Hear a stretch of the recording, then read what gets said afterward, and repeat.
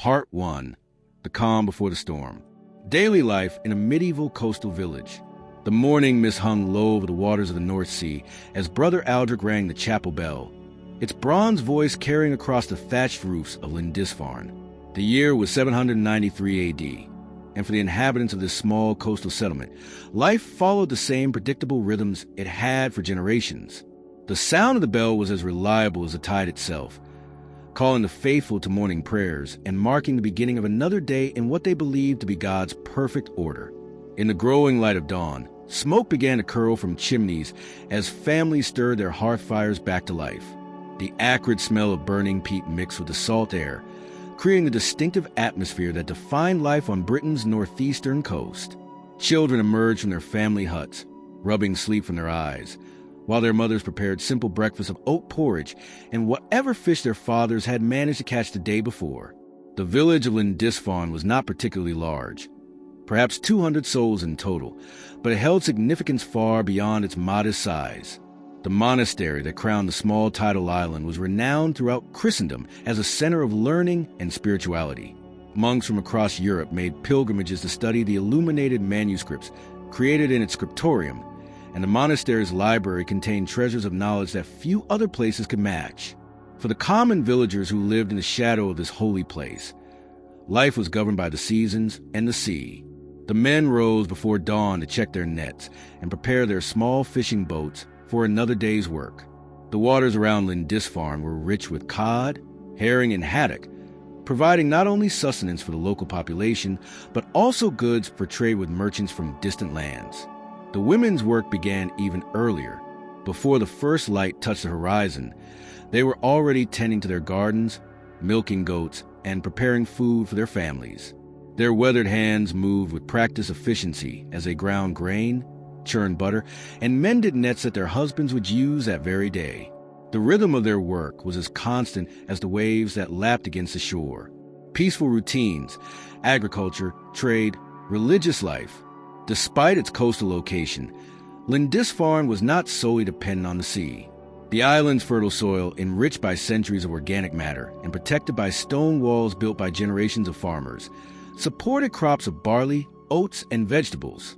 During the summer months, the fields surrounding the village were a patchwork of green and gold, with farmers working alongside monks in a harmonious blend of sacred and secular labor. The agricultural calendar dictated much of village life. Spring brought the excitement of planting, with entire families working together to prepare the soil and sow seeds saved from the previous year's harvest. Children too young for heavy work would follow behind the plowmen, picking stones from the furrows or scaring birds away from newly planted fields.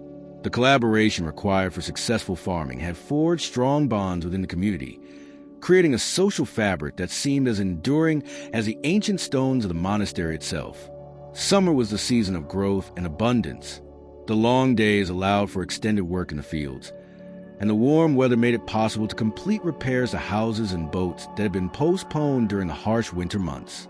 It was during these peaceful summer evenings that the villagers would gather to share stories, sing traditional songs, and celebrate marriages or the births of new children. The monastery bells would ring out across the water, calling all to evening prayers, and even those too tired from a day's work to attend a pause in their activities to offer silent thanks for another day of plenty. Autumn brought the harvest, perhaps the most crucial time of the year. Every able-bodied person in the village participated in bringing in the crops that would sustain them through the coming winter.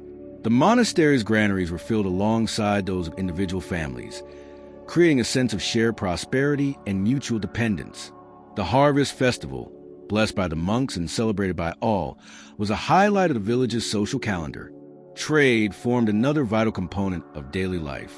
Merchants arrived regularly from the mainland, their carts laden with goods that could not be produced locally: iron tools, salt, spices, and fine cloth. In exchange, they took away the island's surplus fish, grain, and the exquisite manuscripts copied by the monks. These trading relationships had existed for decades, creating a network of trust and mutual benefit that extended far beyond the island's shores. The monastery itself was central to the village's identity and prosperity. The monks were not merely spiritual leaders, but also teachers, healers, and chroniclers. They maintained the only school for miles around, where the children of wealthier villagers could learn to read and write. Their infirmaries served the entire community, and their knowledge of herbal remedies was sought after by people from distant settlements. The monks' careful records of weather patterns, crop yield, and local events created an institutional memory that helped the community navigate challenges and plan for the future. Religious life permeated every aspect of village existence. The day began and ended with prayers, meals were blessed, and major decisions were made only after seeking divine guidance. The monastery's elaborate liturgical calendar provided structure to the year, with feast days and fasting periods marking the passage of time more reliably than any secular calendar. The villagers took pride in their proximity to such holiness, believing that their island was specially protected by God's favor. Sunday Mass was the week's great gathering, bringing together not only the villagers but also visitors from the mainland who made the journey across the tidal causeway. The church, with its carved stone crosses and precious metalwork, was a source of wonder and pride for the local population. The chanting of the monks, the glow of beeswax candles, and the rich colors of the illuminated manuscripts displayed on feast days created an atmosphere of transcendent beauty that seemed to lift the congregation above the mundane concerns of daily life. The first distant rumors of Northmen, it was in this atmosphere of peaceful routine and spiritual contentment that the first troubling rumors began to circulate. The changes were subtle at first, noticed only by those whose work brought them into contact with travelers from distant places. Merchants arriving from York or Durham began to tell strange stories of raids along the coast of Francia and Ireland. These tales seemed so outlandish that many dismissed them as the typical exaggerations of traveling salesmen seeking to make their journeys sound more adventurous than they actually were. The first concrete report came from a wool trader named Godwin, who had arrived from the port of York in late spring. As he conducted his business with the monastery's treasurer, he mentioned, almost as an afterthought, that several Irish monasteries had been attacked by sea raiders from the north. The attackers, he said, had arrived without warning in strange, dragon-headed ships, taken what they wanted, and disappeared back into the sea as quickly as they had come. Brother Aldrich, who overheard this conversation, questioned Godwin more closely. The trader's description was disturbing. Warriors who seemed to fear neither God nor king, who showed no respect for holy places, and who fought with ferocity that suggested they came from some realm beyond Christian civilization. They called themselves Vikings, Godwin said, though he wasn't certain of the word's meaning. What he was certain of was that these raiders had burned the monastery at Rathlin and killed or captured many of its inhabitants. Initially, these stories were met with skepticism by most of the island's residents. Lindisfarne had existed peacefully for nearly 2 centuries. The monastery had been founded by St. Aidan in 635 AD, and in all that time, no enemy had ever successfully attacked the Holy Island. The villagers had lived through famines, harsh winters, and occasional disputes with neighboring settlements, but they had never faced anything like what Godwin described. The monks, however, began to take the rumors more seriously as more reports arrived from different sources. A messenger from the Bishop of Durham brought news that coastal settlements in Northumbria had been warned to be vigilant for strange ships. Another trader, arriving from the port Whitby, confirmed that several Irish monasteries had indeed been attacked, and that the raiders had shown particular interest in churches and monasteries, apparently drawn by their wealth in gold, silver, and precious objects. As summer progressed, the reports became more frequent and more disturbing. The raiders, it seemed, were not content with attacking only Irish settlements. Ships matching the description of the Viking vessels had been seen off the Scottish coast, and there were unconfirmed reports of attacks on the Orkney Islands. Each new piece of information added to a growing sense of unease among those who paid attention to such matters. The abbot of Lindisfarne, a learned man named Higbald, began to correspond with his counterparts in other monasteries, seeking more information about these northern raiders. The letters he received painted a consistent and troubling picture. The Vikings appeared to be skilled seafarers who could strike anywhere along the coast without warning. They seemed to have little interest in conquest or settlement, preferring instead to raid for portable wealth before disappearing back to their northern homelands. What was most disturbing to the Christian communities was the raiders' apparent lack of respect for sacred places and objects. Churches and monasteries, which had always been considered inviolate even during times of war between Christian kingdoms, were specifically targeted by these pagan warriors. They stole sacred vessels, destroyed religious artwork, and showed no mercy to monks or nuns who tried to protect their holy places. Despite these growing concerns, daily life in Lindisfarne continued much as it always had. The field still needed tending, the fish still needed catching, and the spiritual work of the monastery continued unabated. Many villagers remained only dimly aware of the distant troubles, focusing instead on the immediate concerns of their own lives and livelihoods. The older residents, who had lived through various crises over the decades, counseled patience and faith. They pointed out that Lindisfarne's location had always been its protection. The tidal causeway that connected the island to mainland could only be crossed at low tide, making any surprise attack extremely difficult. Moreover, the island's holy status would surely protect it from harm. What pagan would dare to attack a place so clearly under God's protection? As the summer of 793 drew to a close, life on Lindisfarne retained its peaceful character. The harvest had been good, the fishing grounds remained productive, and the monastery continued to attract pilgrims and scholars from across the Christian world. The rumors of northern raiders seemed like distant thunder, troubling to those who listened carefully, but not yet an immediate threat to the tranquil life of Britain's most holy island. Yet for those with eyes to see and ears to hear, the signs were accumulating. The peaceful world of medieval Christendom was about to encounter a force it had never imagined. Warriors from the north who recognized no authority but their own strength, who worshiped gods of war and storm, and who saw the accumulated wealth of centuries of Christian civilization not as sacred treasure, but as plunder waiting to be taken. The calm before the storm was drawing to its end, though none could yet imagine the fury that was about to be unleashed upon their peaceful shore. Part 2. The first signs. Sighting sails on the horizon. The morning of June 8, 793 AD, dawned with an unusual clarity that seemed to magnify every detail of the world around Lindisfarne. The sea stretched out like polished silver, unmarked by the usual morning mist that typically shrouded the horizon. Brother Cuthbert, making his way to the lighthouse beacon for his customary dawn prayers, paused at the tower's base to appreciate the rare beauty of such a clear morning. The air was so still that he could hear the gentle lapping of waves against the rocky shore below, a sound that had become as familiar to him as his own heartbeat. It was young Osric, the fisherman's son, who first spotted them. The boy had risen early to check the eel traps his father had set the night before in the shallow waters near the causeway. As he waded through the cool water, his eyes naturally turned toward the open sea, a habit bred into all who live by the ocean. At first, he saw nothing unusual, just the endless expanse of water that had looked the same every morning of his 14 years of life. Then, at the very edge of vision where sea met sky, something caught his attention, a dark speck, so small it might have been a piece of driftwood or a distant seabird.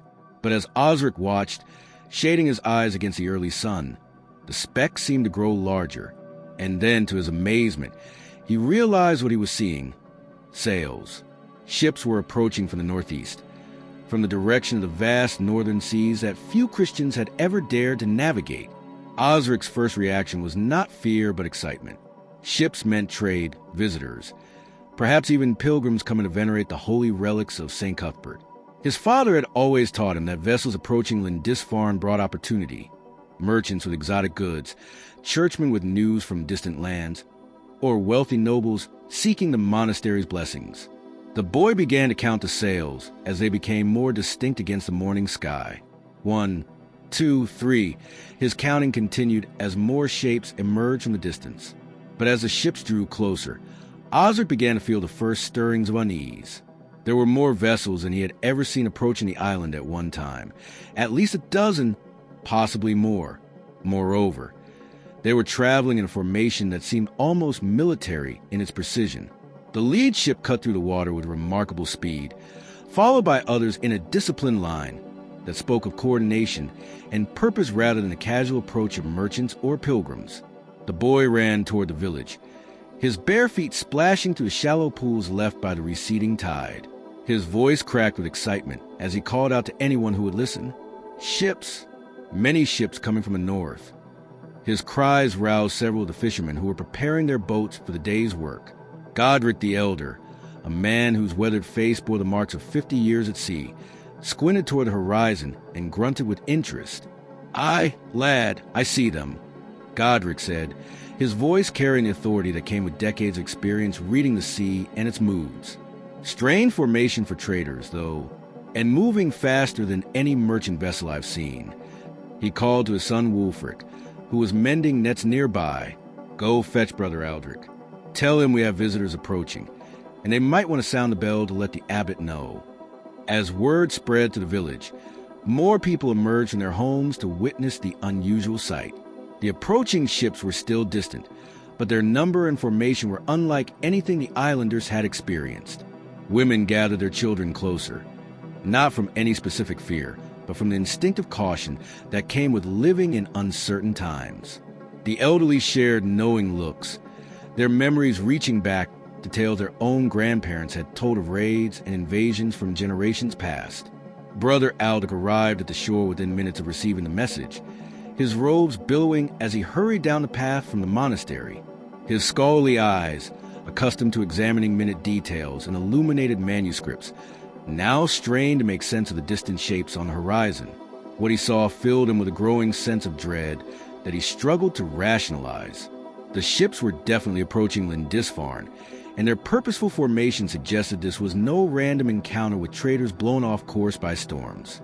The characteristic shape of Viking ships' drakers. As the morning progressed and the ships drew steadily closer, the distinctive features that would haunt the nightmares of coastal dwellers for centuries began to emerge from the distant haze. The lead vessel, now clearly visible to all who gathered on the shore, possessed a silhouette unlike any ship the people of Lindisfarne had ever encountered. Its profile was long and low, built for speed rather than cargo capacity, with a shallow draft that would allow it to navigate waters where deeper vessels would run aground. The most striking feature, one that sent a collective shiver through the watching crowd, was the carved dragon head that adorned the ship's prow. Even at a distance, the artistic skill of the carving was evident. This was no crude decoration, but a masterwork of wood carving that depicted a fearsome dragon with eyes that seemed to burn with malevolent fire. The creature's mouth was open in an eternal snarl, revealing carved teeth that appeared ready to devour whatever lay in the ship's path. Brother Aldrich felt his blood run cold as he recognized the descriptions he had read in the increasingly urgent letters from his fellow monasteries. These were the dragon ships, the drakers, that had brought terror to the coasts of Ireland and Francia. The realization hit him like a physical blow, and he found himself gripping the wooden cross that hung around his neck, seeking comfort in its familiar weight. The sail of the lead ship was another marvel of craftsmanship that spoke to the skill and wealth of its owners. Unlike the simple square sails of local fishing boats, this sail was striped in alternating bands of red and white, creating a pattern that seemed to pulse and move in the morning breeze. The cloth itself appeared to be of the finest quality, woven from wool so carefully prepared that it caught and held the wind with remarkable efficiency. At the sail center, clearly visible to all on shore, was embroidered a symbol that made several of the older villagers cross themselves in recognition. A black raven with outstretched wings, the battle banner of warriors who served gods of war and death. As more ships became clearly visible, the full scope of what was approaching became apparent. Each vessel followed the same basic design, long, narrow, and built for speed and maneuverability. The sides of the ships were lined with circular shields, painted in bright colors and bearing various symbols and designs. The shields overlapped like the scales of some great sea serpent, creating a defensive wall that could be quickly deployed when the ship's crews needed to fight from their vessels. The rowing ports were clearly visible along each ship's sides, and though the vessels were currently under sail, the watching villagers could see the long oars that could be deployed when the wind failed or when precise maneuvering was required. This dual system propulsion, sail and oar, gave the ships a versatility that no purely sailing vessel could match. They could approach swiftly under sail power, then switch to oars for the kind of precise control needed to beach on hostile shores. The craftsmanship evident in every detail of the ship spoke to a maritime culture that had perfected the art of sea travel over generations. The curved lines of the hulls, the precise engineering of the rigging, and the perfect balance between speed and seaworthiness all testified to the skill of their builders. These were not the crude vessels of pirates or raiders, but the sophisticated warships of a people who had made the sea their highway and their weapon. Most disturbing of all was the sight of the crews themselves, now visible as dark figures moving about the ship's decks. Even at a distance, their movement spoke of discipline and purpose. They were not the casual, relaxed motions of merchants or pilgrims, but the alert, coordinated actions of warriors preparing for battle. The sun glinted off metal objects, weapons, and armor, as the crews made their final preparations for whatever action they planned to take. The growing terror of the population upon recognizing the symbols. The recognition dawned gradually, like a slowly spreading stain across the collective consciousness of Lindisfarne's population. Brother Aldrich was among the first to understand the full implications of what they were witnessing, his scholarly mind connecting the visual evidence before him with the increasingly dire reports that had been arriving from across the Christian world. The Raven Banner, the dragon-headed ships, the military formation, all matched the descriptions of the northern raiders who had been terrorizing coastal settlements from Ireland to Francia. "Sweet Jesus, preserve us," Brother Aldrich whispered, his voice barely audible above the gentle lapping of waves. But his words carried to those standing nearest him, and like ripples spreading across still water, the realization of their situation began to spread to the crowd gathered on the shore. Godric the Elder, whose years at sea had taught him to read the subtle signs of weather and tide, was also quick to understand what the approaching fleet represented. He had dismissed the earlier rumors as the exaggerated tales of nervous merchants, but the evidence his own eyes could not be denied. These were warships, crewed by warriors, approaching his peaceful island with obvious hostile intent. "Raiders," he said simply, the single word falling into morning air like a stone dropped into calm water. The ripples of understanding spread outward, and suddenly the peaceful scene of a summer morning was transformed into something altogether more sinister. The approaching ships no longer seemed like harbingers of trade and prosperity, but like wolves approaching a flock of defenseless sheep. The women were the first to react, their maternal instincts overriding any paralysis of fear. They began gathering their children, calling out names and herding the young ones away from the exposed shoreline. But even as they moved, many found themselves glancing back at the approaching fleet, unable to fully comprehend that such terrible danger could approach their peaceful island on such a beautiful morning. Young Osric, who had first spotted the ships with such excitement, now stood frozen in horror at what his sharp eyes had brought to the community's attention. The boy's father, arriving breathless from checking his nets, took one look at the approaching vessels and immediately began pulling his fishing boat higher up on the beach, away from the water where it might be seized by the raiders. The monastery bell began to toll, not with a measured rhythm of calling the faithful to prayer, but with the urgent, erratic pattern that signaled danger. Brother Aldrich had sent word to the bell tower, and now the bronze voice of the bell carried across the island, alerting everyone to the approaching threat.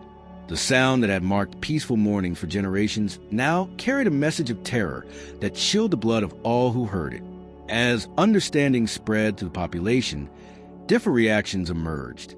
Some villagers stood transfixed, unable to believe that their peaceful world was about to be shattered. Others began running toward their homes, hoping to gather precious possessions or family members before it was too late. A few of the younger men fingered the farming tools they carried, wondering if scythes and pitchforks would be of any use against warriors who had perfected the art of war. The monks, emerging from the monastery in response to the bell's urgent summons, could be seen on the higher ground near the church, their robes making them visible as dark figures against the stone walls. Some were already moving toward the library and treasury, presumably to hide or protect the precious manuscripts and golden reliquaries that represented centuries of accumulated wealth and learning. Fear was now palpable in the air, as thick as the salt spray from the approaching ships. Children who had been playing in shallow pools now clung to their mothers' skirts, sensing the terror of the adults around them even if they didn't understand its source. Dogs began barking, picking up on the agitation of their human companions, and even the livestock seemed restless, as if sensing that their peaceful world was about to change forever. The ships were close enough now that individual figures could be made out on their decks. The raiders appeared larger than life, their silhouettes suggesting men of unusual size and strength. They moved with the confident ease of experienced fighters, checking weapons, adjusting equipment, and preparing for the violence that was to come. Some wore horned helmets that added to their fearsome appearance, while others had painted their faces or bodies in patterns that spoke of pagan rituals and beliefs utterly foreign to the Christian community they were approaching. Most terrifying of all was the silence from the approaching fleet. There were no calls of greeting, no attempt at communication, no indication that these visitors came in peace. The ships moved forward with the inexorable purpose of a force of nature, like a storm approaching the shore, bringing destruction that could not be reasoned with or turned aside by human will. The raven banners fluttered in the morning breeze, and to the watching villagers, it seemed as if the birds of death were indeed flying toward their peaceful island. The symbols that had once been mere designs on distant ships were now close enough to inspire visceral terror.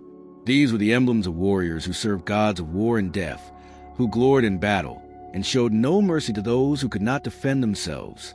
As the morning sun climbed higher in the clear sky, its light seemed to take on an ominous quality, illuminating not the promise of another peaceful day, but the approach of catastrophe that would forever change the history of Christian Europe. The age of Viking raids was about to begin in earnest, and the peaceful monastery of Lindisfarne would be its first and most famous victim. The calm before the storm was ending, and the storm itself was now only minutes away from breaking over the defenseless island community. Part 3. The Sound of Terror. Viking war cries echoing along the shore. The first sound that shattered the morning calm was unlike anything the people of Lindisfarne had ever heard. It began as a low rumble carried on the salt-tinged breeze, so faint at first that those on shore wondered if it might be distant thunder from a storm beyond the horizon. But as the dragon ships drew closer, the sound resolved itself into something far more terrifying than any natural phenomenon. The unified voices of dozens of warriors raised in battle cry. The war cry that erupted from the lead vessel was primal and soul-chilling, a sound that seemed to emerge not from human throats, but from the very depths of hell itself. It started with a single voice, deep, resonant, and filled with savage joy that spoke of anticipated violence. The cry was taken up by other voices, then others, until the entire crew of the lead ship was roaring in unison. The sound was rhythmic, almost musical in its coordination, but it carried an undertone of barely controlled savagery that made the listener's blood run cold. Odin, Odin, Odin. The name of their war god thundered across the water, each repetition punctuated by the crash of weapons against shields. The Vikings beat their swords and axes against their circular wooden shields, creating a percussion that amplified their voices and sent the sound rolling across the still morning air like the advance guard of doom itself. The metallic ringing of iron on wood and the bestial roars of the warriors combined into a symphony of terror that announced their violent intentions more clearly than any declaration of war. Brother Aldrich felt his legs weaken as the sound washed over him. In all his years of scholarly study, he had read descriptions in classical texts of barbarian war cries, but the written word had failed utterly to convey the physical impact of such sounds. The cries seemed to penetrate not just his ears, but his entire being, awakening some primitive fear buried deep in his soul. The same terror that had gripped his ancestors when they first heard the howl of wolves in the darkness beyond their fires. The war cries were not random screams, but organized chants that spoke of discipline and long practice. Different groups within each ship crew appear to have their own specific calls, creating a layered cacophony that rose and fell like the tide itself. Some voices roared the names of gods: Thor, Freyr, Tyr. Others chanted what sounded like boasts or challenges in their harsh northern tongue, words that carried menace even when their meaning was incomprehensible to Christian ears. As more ships joined the chorus, the sound multiplied and magnified until it seemed to fill the entire world. The acoustic properties of the bay amplified the cries, bouncing them off the cliffs and monastery walls, so that they seemed to come from all directions at once. Children began to wail in terror, clinging to their mothers' skirts as the alien sounds assaulted their senses. Even the livestock responded to the unnatural noise. Cattle lowed in distress, sheep huddled together in tight groups, and the monastery's geese took flight in panic, their wings beating frantically as they sought escape from the growing chaos. The war cries served multiple purposes beyond simply intimidating their enemies. They were a form of communication between the ships, coordinating their approach and signaling readiness for battle. They were also a means of building courage and unity among the raiders themselves, working them into the berserker rage that would make them nearly unstoppable in combat. Most importantly, they were psychological warfare at its most primitive and effective level, designed to paralyze their victims with fear before the first blow was struck. Young warriors among the Viking crews added their own voices to din, their higher-pitched cries weaving through the deeper roars of experienced fighters. For many of these young men, this was their first raid, their chance to prove themselves worthy of their place in the war band. Their enthusiasm was palpable even across the water, a wild excitement that spoke of youth eager to test itself against death and emerge victorious. The sound of oars hitting the water. As the wind began to falter with the rising sun, the Viking ships made the transition that every experienced sailor knew was crucial for coastal raiding. They dropped their sails and deployed their oars. The change in the sound approaching Lindisfarne was immediate and ominous. Where before there had been only the whisper wind through rigging and the gentle splash of bow waves, now there came the rhythmic, mechanical sound of dozens of oars biting into the water in perfect unison. The sound was hypnotic in its regularity. Splash, pull, lift, forward, splash, pull, lift, forward. Each ship's crew rowed in perfect synchronization, their movements coordinated by the steady beat of the drum or the chanted cadence of their rowing master. The precision was remarkable. 60 or more oars moving as one, creating a sound like the breathing of some enormous sea monster as it approached its prey. The lead ship's oars caught and threw back the morning sunlight with each stroke, creating flashes of golden light that seemed to dance across the water's surface.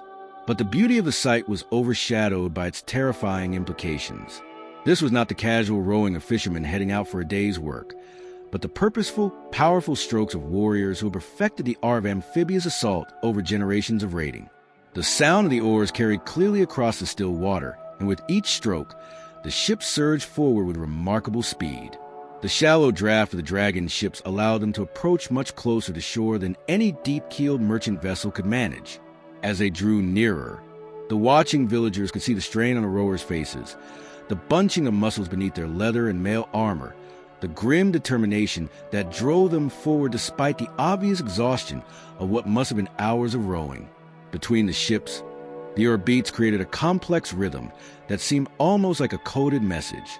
The lead ship maintained a steady, driving pace of the other's match, but occasionally there would be subtle variations, a slightly faster beat that might signal a change in formation or a momentary pause that allowed other vessels to adjust their positions. It was clear that these raiders had practiced their approach many times before, perfecting the coordination necessary for a successful beach assault. The sound grew louder and more distinct as the ships approached. Individual oar strokes could now be heard, along with the grunt of effort from the rowers and the occasional bark of command from their leaders. The rhythmic splashing became a thunderous drumbeat that seemed to match the terrified heartbeats of those watching from the shore. With each stroke, the inevitable collision between two worlds, the peaceful Christian community and the violent pagan raiders, drew closer. The villagers could now see the faces of individual rowers, their features made harsh and intimidating by war paint, scars, and the fierce concentration required for their task. Many wore their hair long and braided, decorated with beads and metal ornaments that caught the light as they moved. Their arms and shoulders showed the powerful muscle development that came from years of rowing, and the ease with which they handled their heavy oars spoke of men who were as comfortable on the water as they were on land. As the oar beats continued their relentless rhythm, they began to have an almost hypnotic effect on the listeners. The sound was so regular, so mechanical, that it seemed to override rational thought and induce a kind of paralysis in those who heard it. It was a sound of inevitability, of a force that could not be stopped or turned aside by human will or divine intervention. The deathly silence that descends upon the village. The most terrifying moment of all came when the sounds suddenly stopped. The war cries that filled the air with savage noise ceased as if cut off by a blade. The rhythmic splash of oars went quiet as the ships coasted the final distance to shore on their accumulated momentum. Even the wind seemed to hold its breath, leaving the morning air unnaturally still and silent. In that silence, the true magnitude of what was about to happen settled upon the village like a shroud. The absence of sound was more frightening than all the noise that had preceded it, because it spoke of predators who had spotted their prey and were now moving in for the kill. The Vikings had stopped their cries and ceased their rowing not from exhaustion or uncertainty, but because they no longer needed to coordinate their approach or intimidate their enemies. They had arrived, and the time for psychological warfare had passed. Now came the time for steel and blood. The silence in the village was equally profound and far more tragic. Where moments before there had been the normal sound of human activity, voices calling to one another, children playing, tools being used for daily work. Now there was nothing but the held breath of an entire community paralyzed by terror. Mothers pressed their hands over their children's mouths to prevent even the smallest sound that might draw the raiders' attention. Men who had reached for improvised weapons now stood frozen, realizing futility of their situation. Brother Aldrich found himself unable to move or speak, his scholarly mind overwhelmed by the immediacy of physical danger. All his learning, all his faith, all his understanding of the world seemed suddenly irrelevant in the face of the approaching violence. He clutched his wooden cross so tightly that his knuckles showed white against his pale skin, but even this familiar gesture brought no comfort in the face of such alien menace. The monastery bells had fallen silent, their bronze voices stilled by the magnitude of the approaching catastrophe. The monks who should have been calling their brothers a prayer were instead hiding precious manuscripts and sacred relics, their movements quick and desperate as they tried to preserve the accumulated treasures of centuries in the few minutes remaining before the raiders reached shore.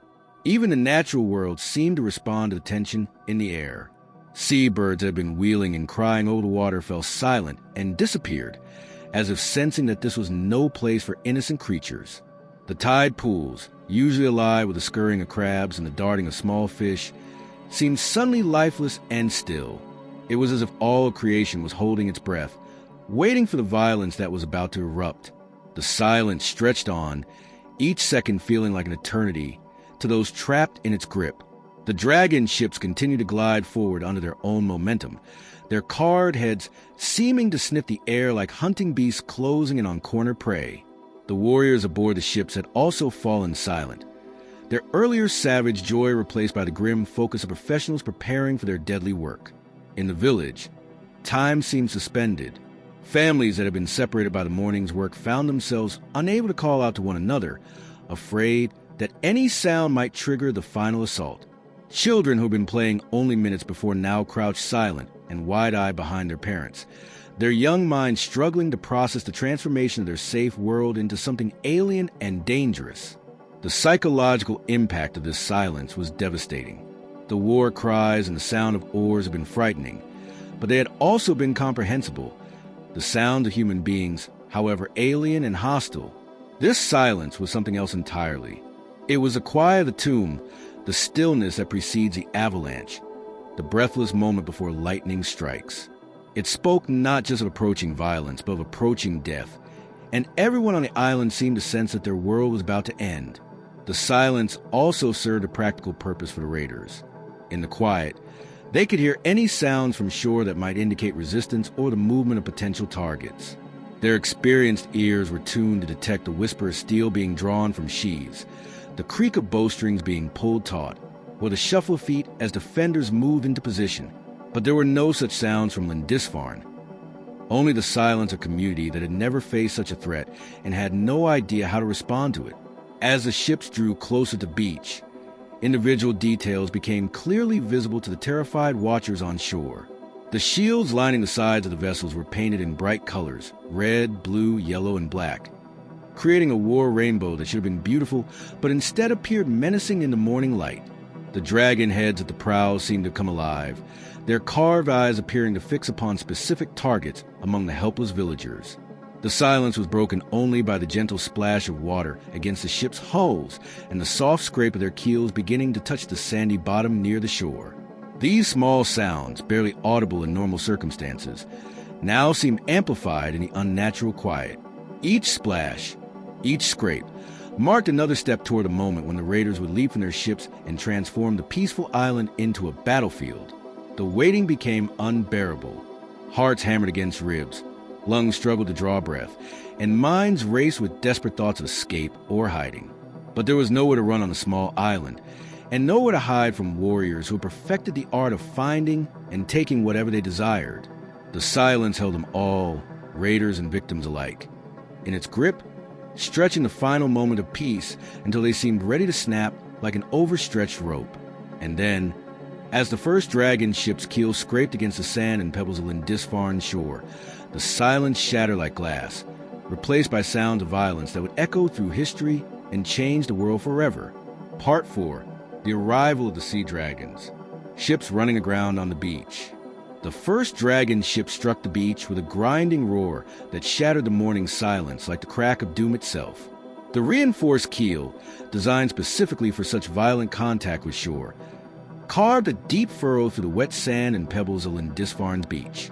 The impact sent tremors through the vessel's oak timbers, but the ship held together, a testament to the masterful shipbuilding that had created these instruments of war. The sound was unlike anything the islanders had ever heard. A prolonged, scraping growl as tons of wood, iron, and human cargo came to a sudden halt after hours of swift movement across the North Sea. The noise seemed to tear through the morning air, announcing that the sea had disgorged its monsters onto the sacred shore of the Holy Island. Pebbles and sand flew up around the ship's bow as it drove itself onto the beach with the accumulated momentum of its final approach. Brother Aldrich watched in horrified fascination as the lead vessel's dragon head reared above him, now close enough that he could see the intricate details of its carving.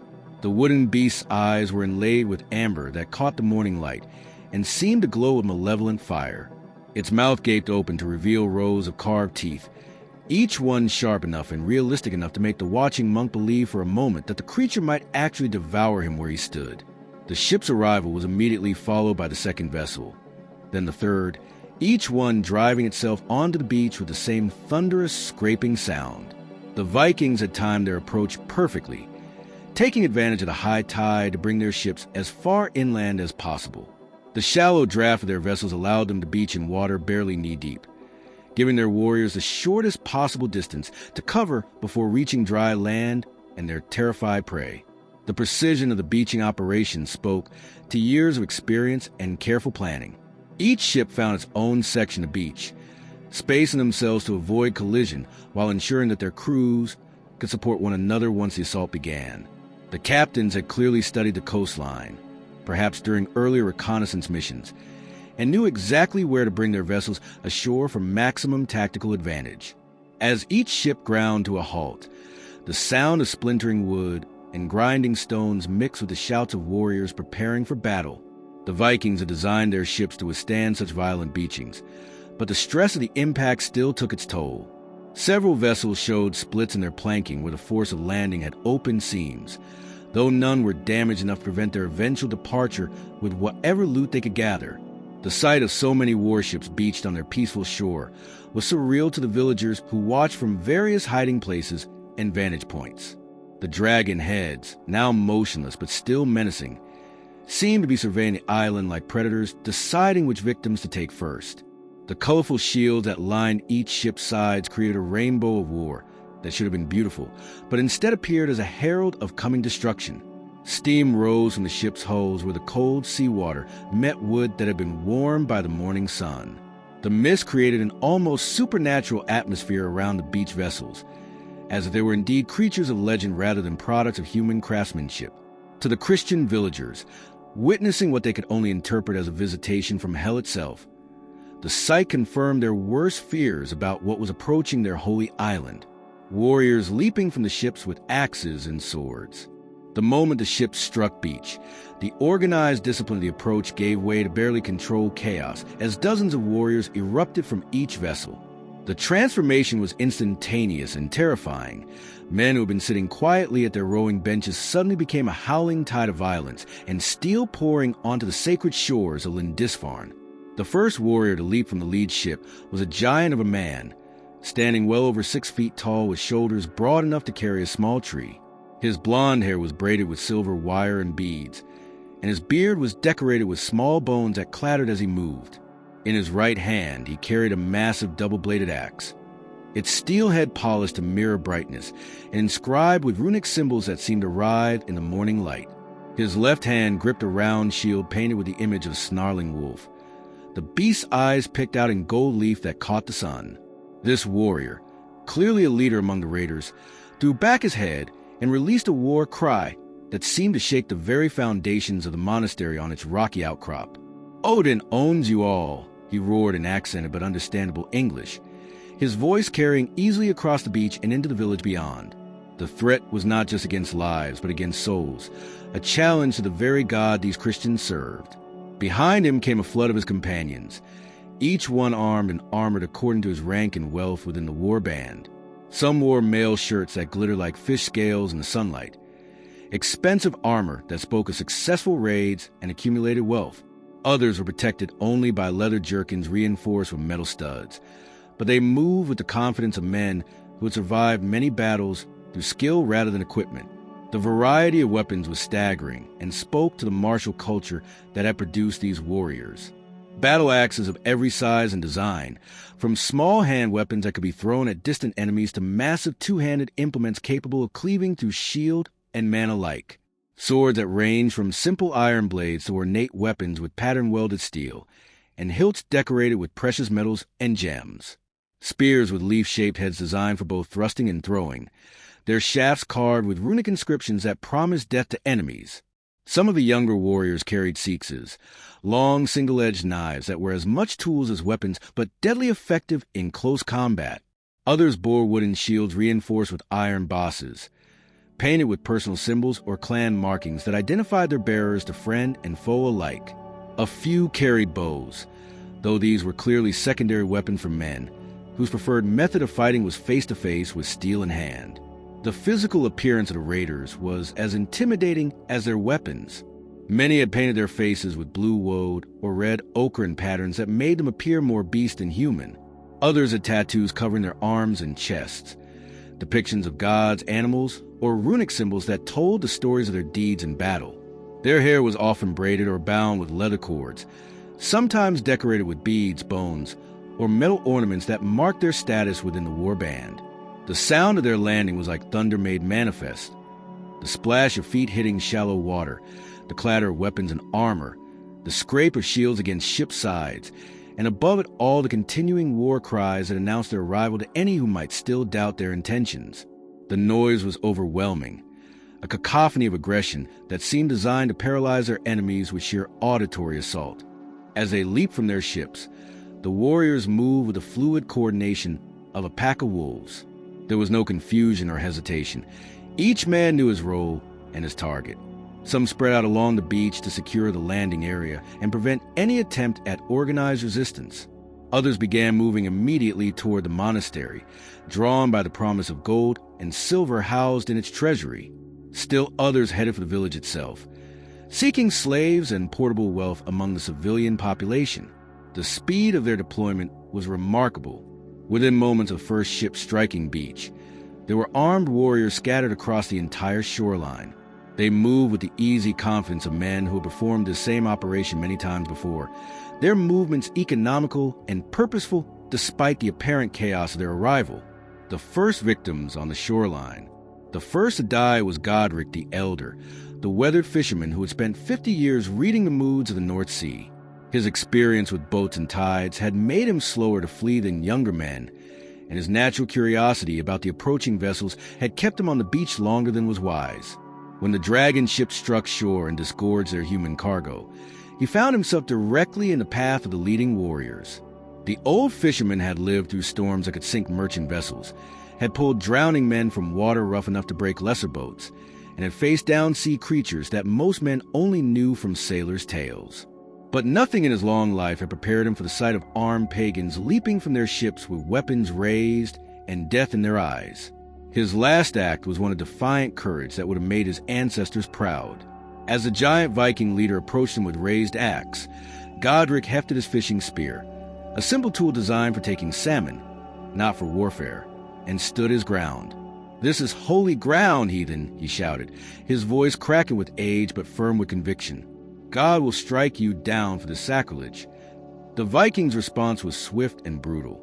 The massive axe swept down in a glittering arc that split both spear shaft and the man who held it. Godric fell without another sound, his blood soaking into the sand where he worked every day of his adult life. The killer stepped over the body without pause, already scanning for his next target. But he granted the old man a warrior's nod of respect for his courage in facing death rather than fleeing from it. Young Osric, who had first spotted the approaching fleet, became the second casualty of the raid. The boy had been paralyzed by terror as the ships approached, unable to flee despite his father's shouted commands to run for the village. When the warriors began pouring onto the beach, instinct finally overcame fear, and he turned to run. But his legs, weakened by shock and adrenaline, betrayed him, and he stumbled over a piece of driftwood that had seemed insignificant only moments before. The Viking who caught him was younger than the leader, perhaps only a few years older than Osric himself, but he moved with the deadly efficiency of someone who had been trained for war since childhood. The boy's pleas for mercy were cut short by a spear thrust that ended his life as quickly and efficiently as a fisherman might dispatch a landed catch.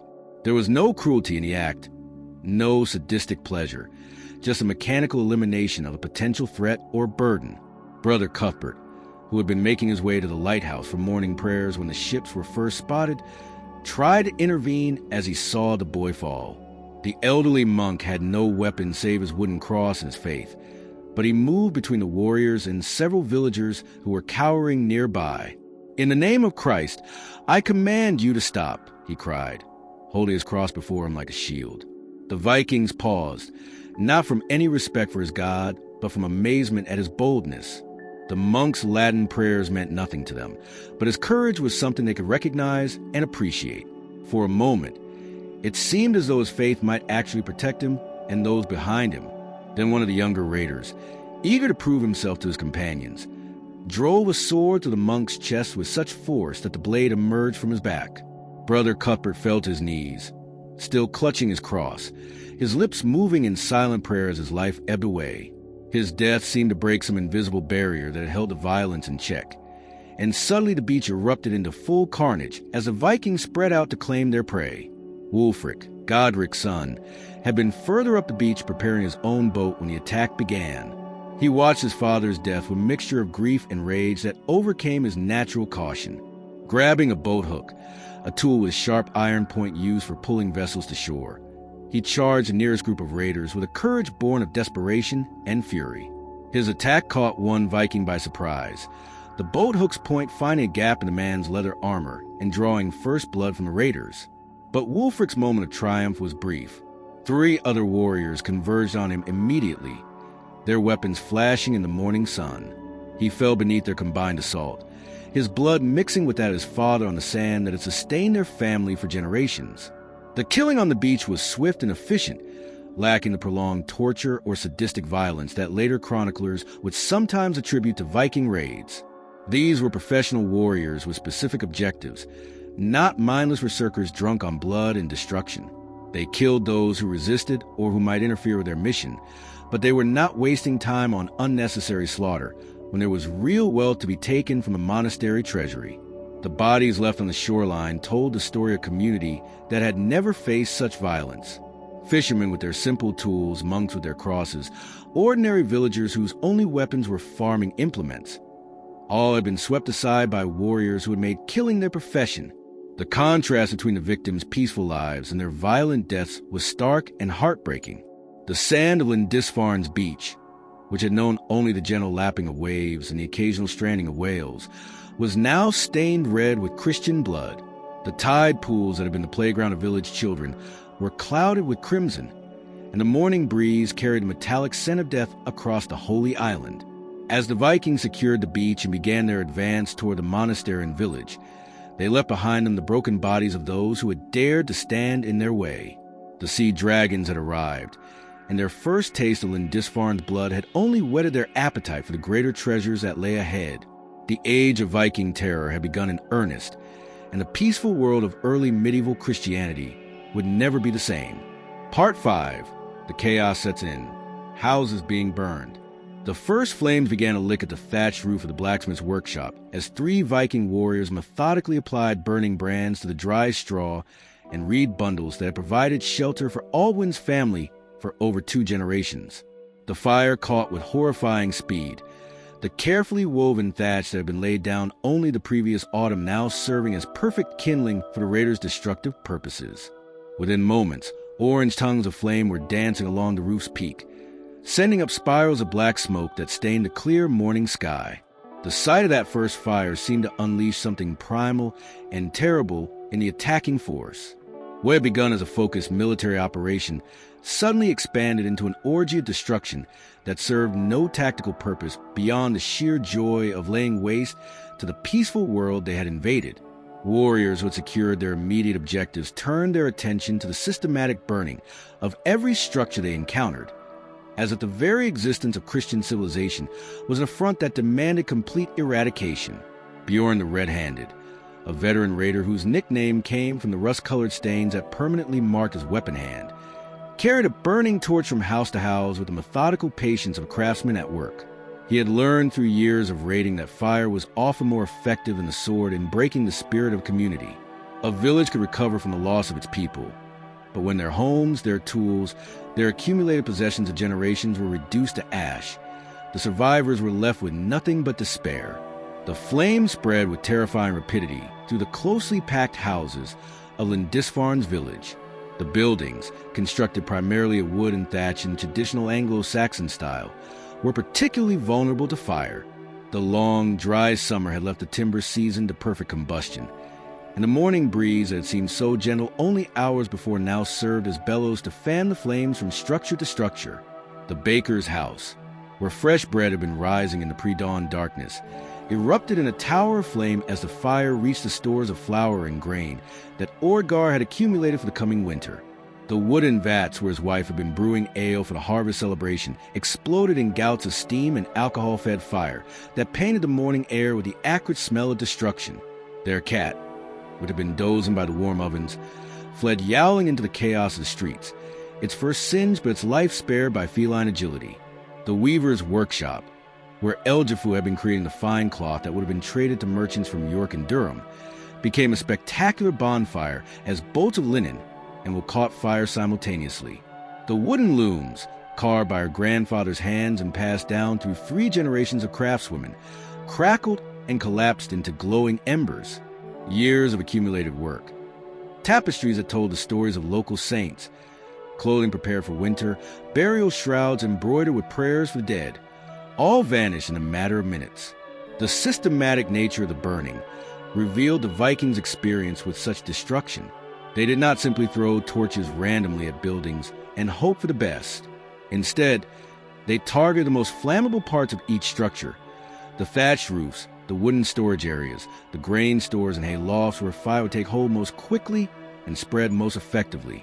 Some warriors carried clay pots filled with fish oil and pine resin, creating primitive but effective incendiary devices that could turn even stone foundations into furnaces. The sound of the burning was as terrifying as the sight.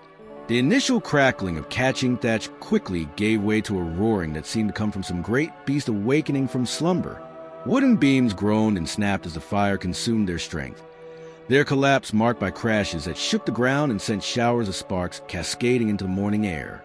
The screaming of trapped animals, chickens in their coops, pigs in their pens, sheep in their folds, added a note of innocent suffering to the symphony of destruction.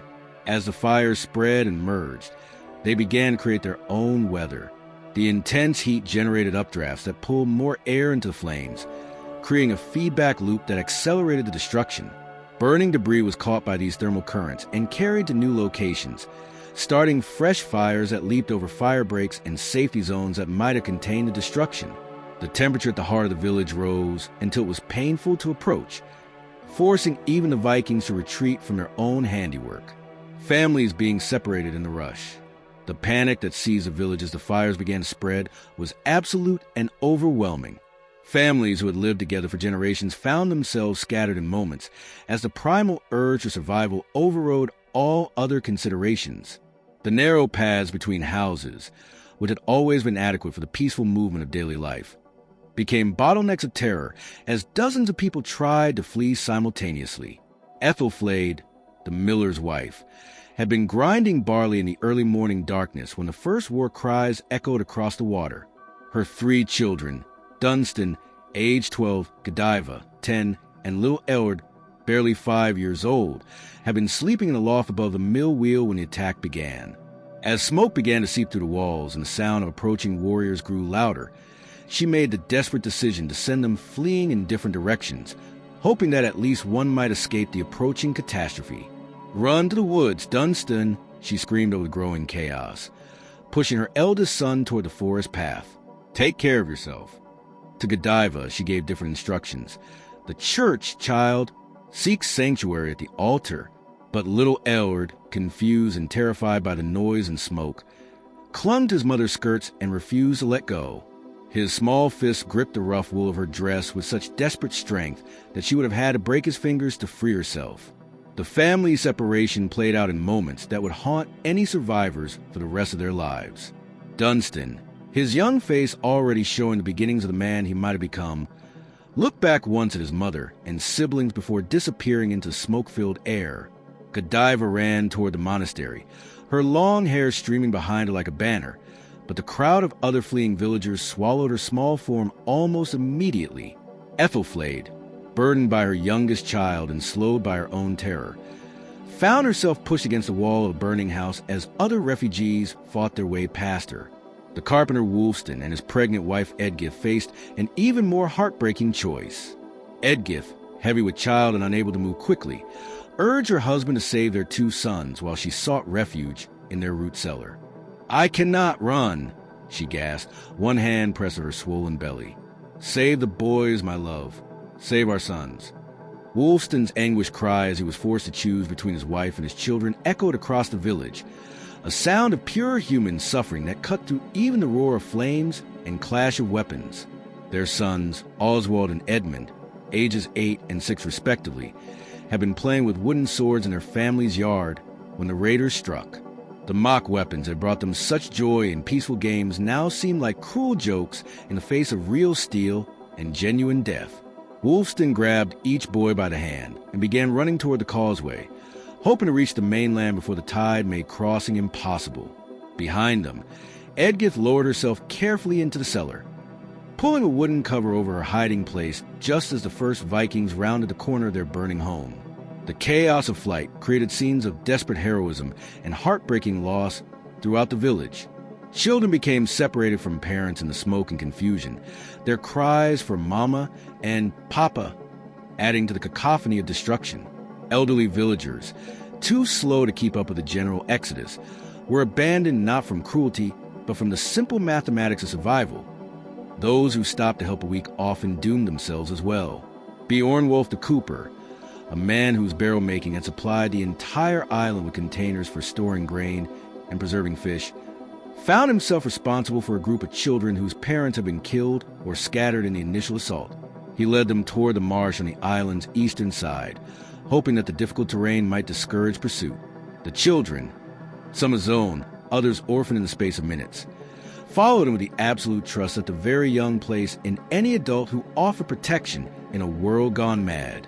The tide pools and shallow channels that had been playground for village children now became obstacles that could mean the difference between life and death.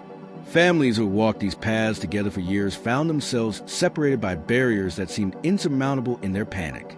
A channel barely knee-deep in normal circumstances became an impassable moat when crossed by someone carrying a small child while Vikings approached from behind. The systematic destruction of the village. What made the destruction of Lindisfarne particularly devastating was not merely its speed or thoroughness, but the methodical way in which the Vikings went about dismantling a community that had taken generations to build. This was not random violence or mindless vandalism, but the systematic elimination of everything that made the village a functioning human settlement. Ragnar Irontooth, the raid's designated plundermaster, moved through the burning village with a practiced eye for valuable targets. His years of experience had taught him to identify and prioritize the most important structures for destruction. The granaries came first, not just for the grain they contained, which could be taken, but for the storage capability they represented. A village without the means to preserve food through winter was a village that could not recover quickly from attack. The workshops received special attention from the raiders. Rolf the Scarred led a team of warriors whose specific task was to destroy the tools and equipment that allowed the villagers to practice their crafts. The blacksmith's forge was not merely raided for its iron stock, but completely dismantled, its carefully constructed bellows cut apart, and its anvil thrown into the harbor where it would rust beyond use. The importance of this destruction went beyond mere vandalism. Without the means to make and repair tools, any survivors would be reduced to subsistence living at best. The fishing boats, so essential to the island's economy and survival, received methodical attention from the raiders. Those too large to be taken away were systematically destroyed, their hulls stoven with axes and their sails cut to ribbons. The smaller boats were dragged up onto the beach and burned, their tar seal planks providing fuel for the fires that consumed the village. The Vikings understood that a coastal community without boats was as helpless as a bird without wings. Even the wells that provided fresh water to the village were not spared. Several Vikings spent considerable effort poisoning the water sources with animal carcasses and human waste, ensuring that any survivors would face the additional challenge of finding clean water to sustain life. This level of systematic destruction spoke to a strategic understanding of what was required to prevent a community from rebuilding quickly after a raid. The livestock that represented years of careful breeding and husbandry were either slaughtered for immediate consumption or driven into the sea to drown. Cattle that had provided milk, cheese, and leather for the village were cut down with the same efficiency used on human targets. Sheep whose wool had clothed the community for generations were scattered to the winds. Those not killed outright left to wander without shepherd or shelter. Pigs that had converted kitchen scraps into valuable protein were either butchered on the spot or driven into the fires that consumed their pens. The destruction extended even to the village's agricultural infrastructure. The carefully tended fields that surrounded the settlement were trampled by warriors and horses, their crops crushed underfoot or burned where they stood. Fruit trees that had taken decades to mature were hacked down with axes. They were added to the pyres that consumed the village's accumulated wealth. Vegetable gardens that represented careful selection and cultivation of seeds were torn up and salted, ensuring that nothing would grow there for seasons to come. The village's social infrastructure received equal attention from the systematic destroyers. The communal bread ovens, where families had gathered to bake their weekly loaves and share news of their lives, were demolished stone by stone. The well where women had gathered each morning to draw water and exchange gossip was filled with rubble and debris. The market square, where merchants had displayed their wares and villagers had celebrated festivals, was churned into a muddy wasteland. Even the village's accumulated knowledge was targeted for destruction. The few books that existed outside the monastery, practical manuals on farming, healing, and craftsmanship, were sought out and burned with particular enthusiasm by raiders who understood that knowledge was as valuable as gold and as dangerous as weapons in the hands of their enemies. The destruction of these texts represented the elimination of generations of accumulated wisdom about living successfully in this particular environment. The systematic nature of the destruction revealed the Vikings' sophisticated understanding of how communities functioned and what was required to prevent their recovery. This was not the work of mindless barbarians, but of intelligent enemies who understood that the most effective raids were those that eliminated not just present wealth, but future capacity for wealth creation. As the morning wore on and the destruction continued, it became clear that the Vikings intended to leave nothing behind that could serve as a foundation for rebuilding. Every structure, every tool, every resource that had made Lindisfarne a thriving community was being methodically eliminated. When they finally departed, they would leave behind not merely a damaged village, but a wasteland incapable of supporting human life. The smoke from dozens of fires now rose in a black column that could be seen from the mainland, a signal to the world that the age of Viking raids had truly begun. The systematic destruction of Lindisfarne was serving as both example and warning to other coastal communities. This was what awaited those who could not defend themselves against the sea dragons and their human cargo. The chaos that had set in was not random but organized, not mindless but purposeful. It was a methodical elimination of a way of life that had existed peacefully for centuries, carried out by professionals who understood exactly what they were destroying and why. The village that had awakened that morning to another day of peaceful routine would never exist again.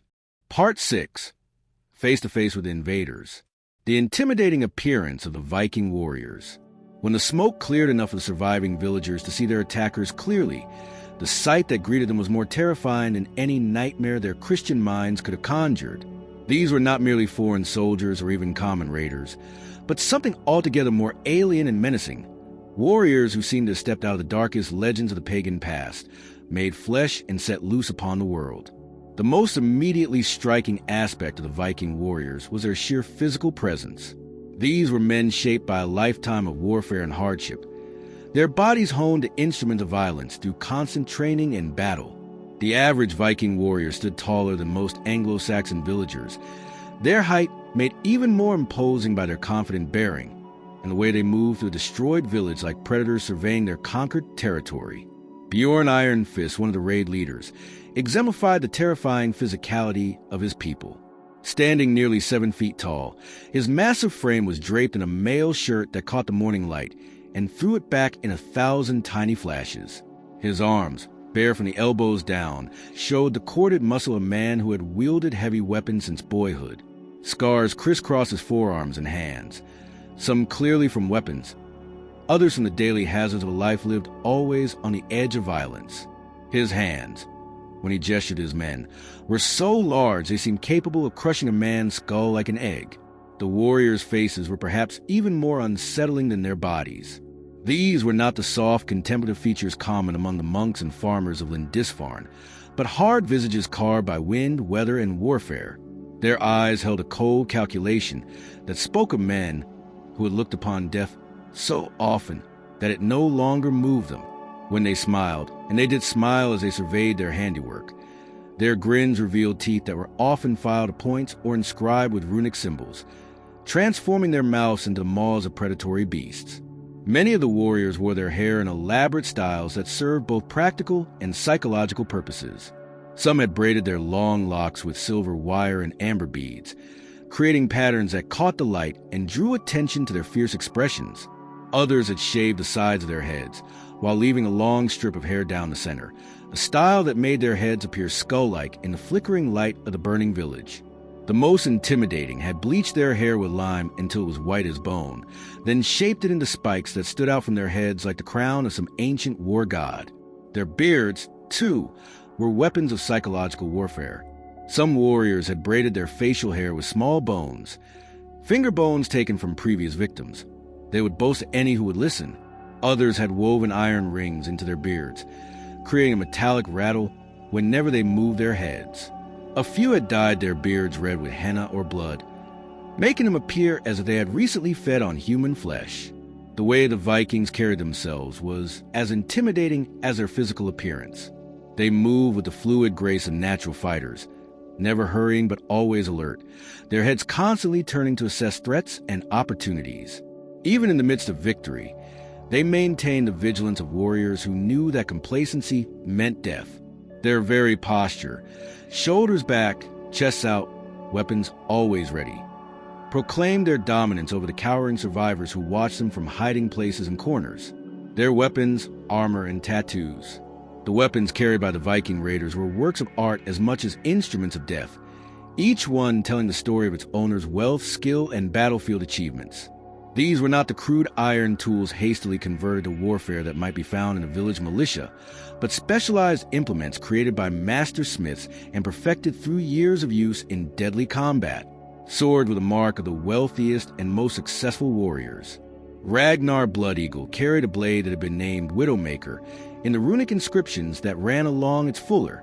The sword's blade showed the distinctive wavy pattern of pattern-welded steel, created by folding and twisting different grades of iron and steel during forging. The technique produced not only a blade of superior strength and flexibility, but also a visual effect that made the metal appear to flow like water or flame along the weapon's length. The sword's hilt was wrapped in leather and silver wire, while the pommel bore the carved image of a raven with garnets set in its eyes. The battle axes carried by the Vikings were perhaps even more fearsome in appearance than their swords. These ranged from small throwing axes that could be hurled with deadly accuracy to massive two-handed weapons capable of cleaving through shield, mail, and bone in a single blow.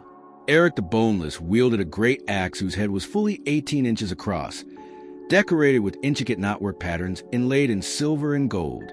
The weapon's handle was as long as a man's arm and wrapped in sharkskin for a secure grip, while iron studs driven through the wood prevented enemy blades from cutting through the shaft.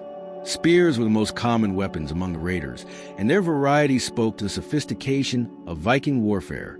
Some were designed purely for thrusting, with heavy leaf-shaped heads and cross guards to prevent over-penetration. Others were balanced for throwing, their lighter heads and carefully calculated weight distribution allowing skilled warriors to strike targets at considerable distance. The most ornate spears carried by chieftains had heads decorated with runic inscriptions and silver inlay, while their shafts were carved with scenes of previous battles and mythological beasts. The shields carried by the Vikings were not merely defensive equipment, but integral parts of their fighting system. These round shields, typically 3 feet in diameter, were made from thin planks of lime bound together with iron bands and covered with leather painted in bright colors. The iron boss at each shield center was not merely decorative, but served as both protection for the hand and as an offensive weapon in its own right.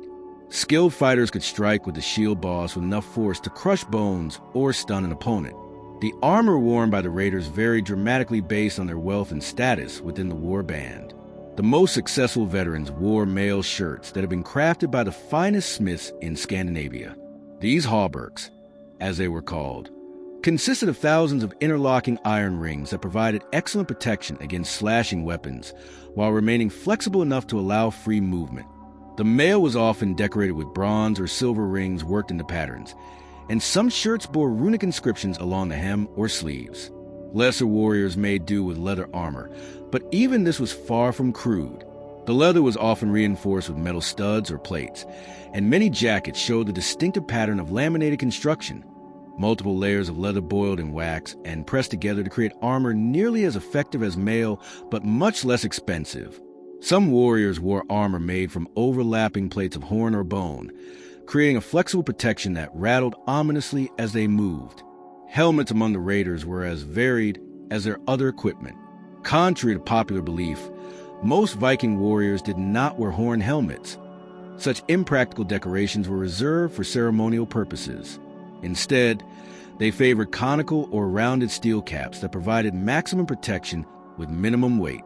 Some helmets were equipped with nasal guards that protected the face while maintaining visibility, while others had full face masks that transformed their wearers into anonymous instruments of death. The tattoos that decorated many of the warriors' bodies were among their most disturbing features to the Christian villagers who encountered them. These were not mere decorations, but religious and magical symbols that proclaimed their bearers' devotion to pagan gods and their participation in the darker aspects of northern culture. Many warriors bore tattoos of ravens, wolves, and serpents, creatures associated with Odin, the god of war and death. Others displayed runic inscriptions that promised victory in battle or protection from their enemies' weapons. Some of the most elaborate tattoos told the stories of the warriors' exploits in previous raids. Olaf the Raven Feeder had his entire back covered with a design showing a great tree, the world tree Yggdrasil, with human skulls hanging from its branches like fruit. Each skull represented a notable enemy he had slain in single combat, and the tree had grown considerably over his 15 years of raiding. The tattoo work was so skillfully done that the skulls seemed to grin with malevolent life, their empty sockets appearing to follow observers as they moved. The process of creating these tattoos was itself a form of ordeal that demonstrated the warrior's tolerance for pain. The designs were created by cutting the skin with knives and rubbing charcoal or other pigments into the wounds. The resulting scars created raised patterns that were both visually striking and tactily distinctive. Warriors would often trace these raised designs with their fingers while planning battles or telling stories of their exploits, the scars serving as both decoration and mnemonic device. The incomprehensible language and terrifying screams. Perhaps nothing was more unsettling to the Christian villagers than the sounds that emerged from the Vikings' mouths when they spoke or shouted. The Old Norse language was as alien to Anglo-Saxon ears as the cries of wild beasts, filled with harsh consonants and guttural sounds that seemed to emerge from somewhere deeper than human throats. When the raiders communicated with each other during the assault, their words carried an aggressive rhythm that sounded more like the growling of wolves than human speech. The language barrier created an additional layer of terror for the surviving villagers. When Vikings shouted commands or threats, the listeners could only guess at their meaning from context and tone. The uncertainty was perhaps worse than understanding would have been. Minds already stretched to breaking point by the morning's horrors filled the incomprehensible words with the darkest possible meanings. A simple order to search a building might sound like a death sentence to ears unaccustomed to the Norse tongue. Thorvald the Skull Splitter demonstrated this linguistic intimidation when he confronted a group of villagers who had taken refuge in the baker's cellar. Standing at the top of the stone steps, his massive frame silhouetted against the burning village behind him, He called down to them in a voice that seemed to shake the very foundations. "Call me up, Hunder, vermunum equibalengi." The words were merely, "Come up, dogs. We will not wait long." But to the terrified Christians huddled below, they sounded like incantations summoning demons from the depths of hell. The Vikings' battle cries during combat were even more disturbing than their normal speech. These were not mere shouts of encouragement or challenges to enemies, but ritualistic invocations that seemed to transform the warriors into something beyond human. When Eric Bloodaxe led his men in their assault on the monastery, his war cry began as a low chant that gradually built in volume and intensity. "Odin, Valhalla, death to Christians." The words were repeated in a rhythm that matched their running pace, growing louder and more frenzied until they became an inhuman howling that seemed to come from every direction at once. The most terrifying sounds of all were the berserkers' battle screams. These elite warriors, dedicated to Odin instead of fight in a trance-like fury, would work themselves into a frenzy before battle that transformed their voices into something that transcended human vocal capabilities. Ulf the Mad began his preparation for combat by chanting the names of his ancestors, but as the battle fury took hold, his voice changed into a sound that was part wolf howl, part human scream, and part something else entirely, a noise that seemed to come from the boundary between the world of the living and the realm of the dead. The Vikings also used their voices as psychological weapons in more calculated ways. When they wanted to intimidate prisoners or extract information, they would speak in deliberately slow, menacing tones that emphasized the alien nature of their language. The rolling R sounds and hard consonants of Old Norse lent themselves particularly well to threats, and even simple questions sounded ominous when delivered in the deep voices of armed warriors. Some of the raiders had developed specific vocal techniques designed to maximize the terror they inspired. Gunnar Ironvoice had learned to speak in a way that made his voice seem to come from multiple directions at once, achieved through careful manipulation of echoes and resonance in enclosed spaces. When he interrogated prisoners in the monastery stone chambers, his questions seemed to emerge from the very walls themselves, as if the building itself had become a living thing that demanded answers. The language barrier also created confusion that often led to increased violence. When villagers could not understand orders or questions, their hesitation was often interpreted as defiance or concealment. Many of the morning's casualties occurred not from deliberate brutality, but from miscommunication. Vikings who thought they were being lied to or resisted, when their victims simply could not comprehend what was being demanded of them. The Vikings' use of their native language also served to maintain unit cohesion and coordination during the raid. Complex tactical instructions could be shouted across the battlefield without revealing plans to any English-speaking enemies who might overhear. The raiders had developed a sophisticated vocabulary of battle commands that allowed them to coordinate movements, share information about targets, and call for assistance with remarkable efficiency. Religious invocations in Old Norse were particularly disturbing to Christian ears. When the Vikings called upon their gods for victory or blessing, the words themselves seemed to carry a malevolent power that challenged the very foundations of the villagers' faith. References to Odin, Thor, Freyr, and other pagan deities were delivered with fervor that matched any Christian prayer. But the content was utterly alien to minds raised on concepts of mercy, forgiveness, and divine love. The rhythmic chanting that often accompanied Viking raids served multiple purposes beyond mere intimidation. These chants helped maintain morale during long sea voyages, coordinated physical activities like rowing, and built the psychological state necessary for effective combat. The repetitive nature of the chants created a trance-like effect that helped warriors overcome their natural reluctance to engage in violence, while the content of the chants reinforced cultural values of courage, honor, and loyalty to the war band. As the morning wore on and the raid continued, the constant exposure to these alien sounds began to have a cumulative psychological effect on the surviving villagers. The incomprehensible words and terrifying screams created an atmosphere of unreality that made it difficult for victims to process what was happening to their world. The familiar sounds of their daily lives, church bells, spoken prayers, children's laughter, had been replaced by a cacophony that seemed to emerge from humanity's darkest nightmares. The Vikings' mastery of vocal intimidation was perhaps most evident in their treatment of prisoners. They had learned that a whispered threat in an unknown language could be more effective than a shouted one, and they used changes in volume, tone, and rhythm to manipulate their captives' emotional states. A warrior who could shift from a barely audible growl to a deafening roar in the space of a single sentence held complete psychological control over anyone unfortunate enough to be within his power. The morning that had begun with the familiar sounds of Christian worship and daily labor had been transformed into an alien soundscape that belonged more to the realm of demons than to a world of ordinary human experience. The Vikings had brought not just violence to Lindisfarne, but an entirely different way of being human, one that the peaceful island community was utterly unprepared to understand or resist. Part 7, The Struggle for Survival, Desperate Attempts to Escape. As the full scope of catastrophe became clear, the surviving villagers found themselves trapped in a nightmare from which there seemed to be no awakening. The peaceful island that had been their sanctuary for generations had become a prison surrounded by water, with Viking ships controlling the only viable escape routes. Yet even in the face of overwhelming odds, the human spirit's instinct for survival drove many to attempt desperate escapes that would either deliver them to safety or seal their doom. Brother Aldhelm, the monastery's youngest scribe, had been transcribing psalms in the scriptorium when the first war cries echoed across the water. Unlike many of his older brothers who had remained in the monastery to protect its treasures or died attempting to defend them, Aldhelm possessed both the youth and the desperate cunning necessary for survival.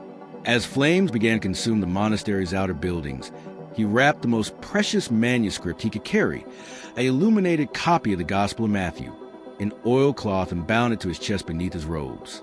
His escape route was as audacious as it was desperate. The young monk had spent years studying the tidal patterns around Lindisfarne as part of his duties, maintaining the monastery's calendar. He knew that at certain times, the water between the island and the mainland dropped to barely waist-deep, creating a treacherous but potentially passable route across the mudflats.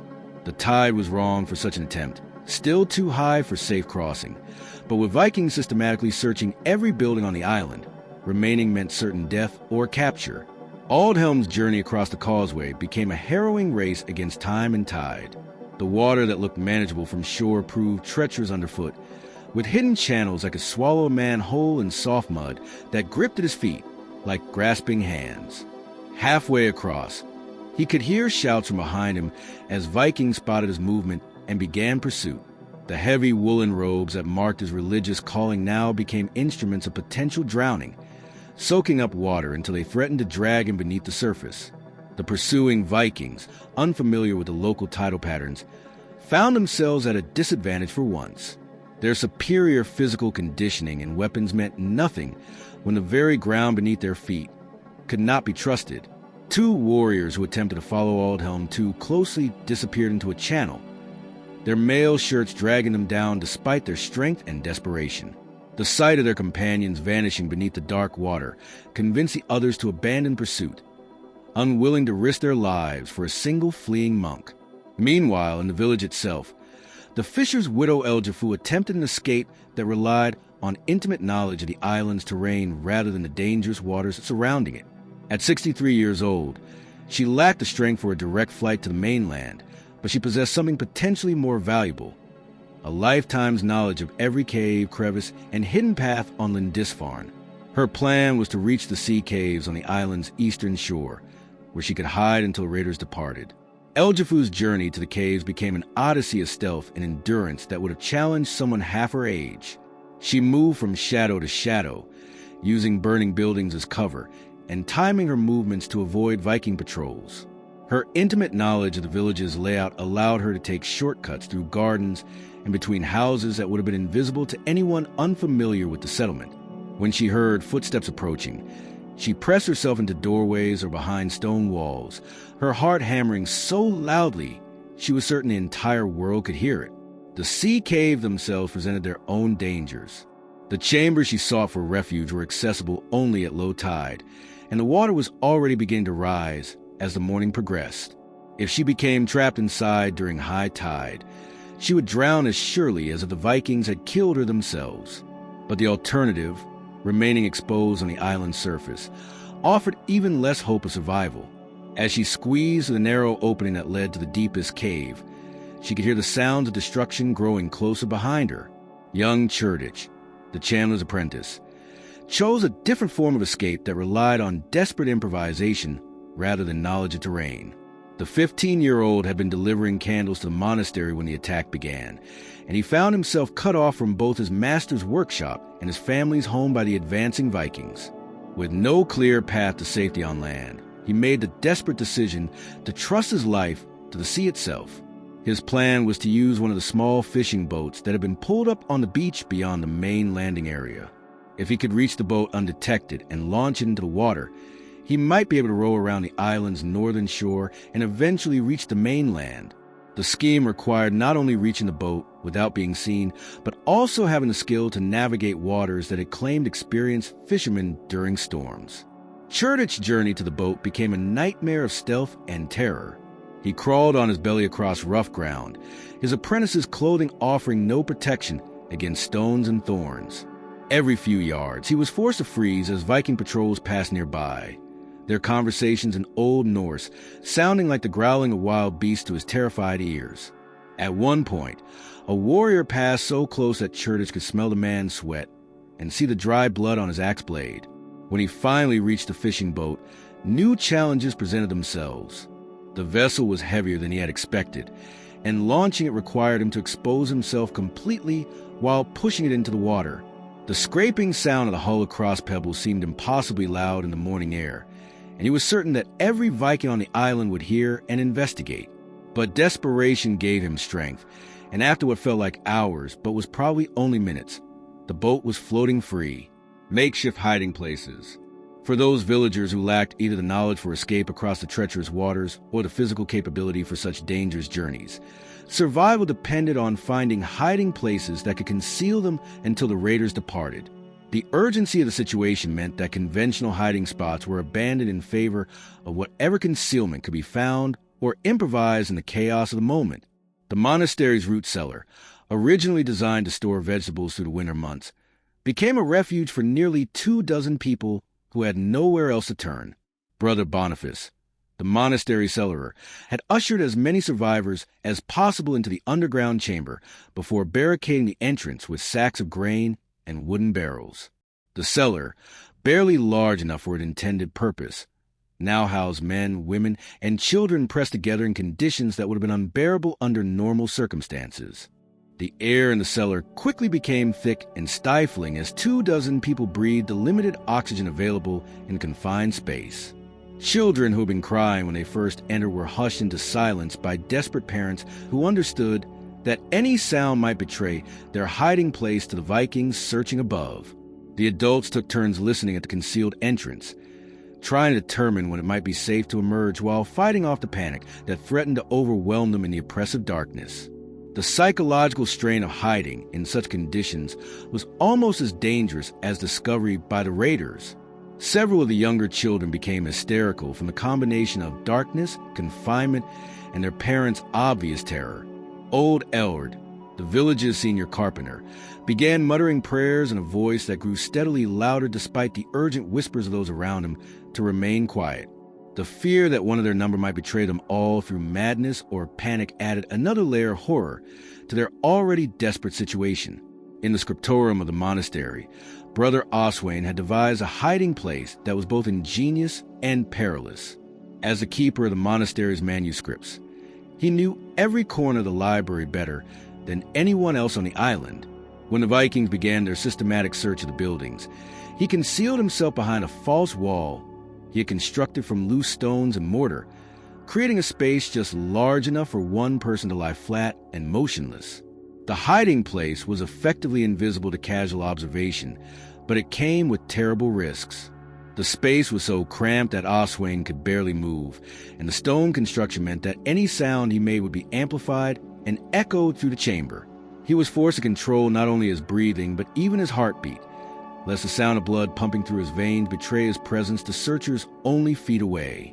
When Vikings entered the scriptorium and began ransacking the precious manuscripts, he had to listen in silence as they destroyed the work of generations, knowing that any attempt to intervene would mean his certain death. The village baker's oven, still warm from the morning's bread baking, became an unlikely refuge for the widow Seinberg and her 2 young grandsons.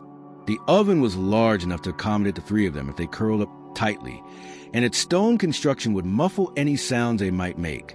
But the residual heat from the baking created conditions that were almost unbearable, particularly for the children who did not understand why they had to remain silent while being slowly cooked in what had become an improvised furnace. Seinberg's hiding place required not only physical endurance, but also desperate improvisation to make it work. She used her woolen cloak to create barriers between her grandsons and the hottest parts of the oven, accepting burns on her own arms and back to protect the children. When one of the boys began to whimper from the heat, she pressed her hand firmly over his mouth, knowing that discovery would mean death for all three of them. The psychological trauma of essentially torturing her own grandsons in the name of saving them added another dimension of horror to their ordeal. The monasteries represented another desperate hiding option for Brother Cuthard, a young monk who possessed both the physical capability and the desperate courage necessary for such a dangerous gambit. The well was deep enough to conceal a person, but required the refugee to lower himself into the cold water and cling to the stone sides while remaining completely motionless. The physical demands were enormous, maintaining position in the freezing water while fighting off hypothermia and a natural tendency to make noise from shivering. Cuthard's ordeal in the well lasted for what felt like hours as Vikings repeatedly visited the area above, sometimes lowering buckets to draw water and coming within inches of discovering him. The monk was forced to hold his breath each time a bucket descended, pressing himself against the well's sides and praying that the Vikings would not notice the displacement of water his presence caused. By the time he finally dared to emerge, his hands were so numb from cold that he could barely grip the rope he used to pull himself back to the surface. The impossible choice between fighting or fleeing. Perhaps the most agonizing aspect of the morning's terror was the impossible decisions forced upon ordinary people who had never expected to face such choices. Throughout the village and monastery, individuals found themselves confronted with situations where any choice seemed likely to lead to disaster, yet making no choice at all was equally fatal. Wulfric the smith faced this dilemma in its starkest form when Vikings surrounded his workshop, while his pregnant wife Edith remained trapped inside. The blacksmith possessed both the weapons and the skill to potentially fight his way through to her, but success would likely cost him his life and leave her defenseless against subsequent attackers. Alternatively, he could attempt to lead the Vikings away from the workshop, potentially saving his wife, but abandoning her to face whatever horrors might follow his departure. His decision to fight became one of the morning's few successful acts of resistance, though the cost was terrible. Wulfric had spent 20 years at the forge developing not only the strength necessary for his trade, but also an intimate knowledge of weapons and how they could be used. When the first Viking entered his workshop, the smith was ready with a hammer in each hand and intimate knowledge of every obstacle and advantage the confined space offered. The battle that followed was brief but savage. Wulfric's hammers, designed for shaping iron, proved devastatingly effective against flesh and bone. His first blow crushed the skull of the leading warrior, while his second shattered the arm of another.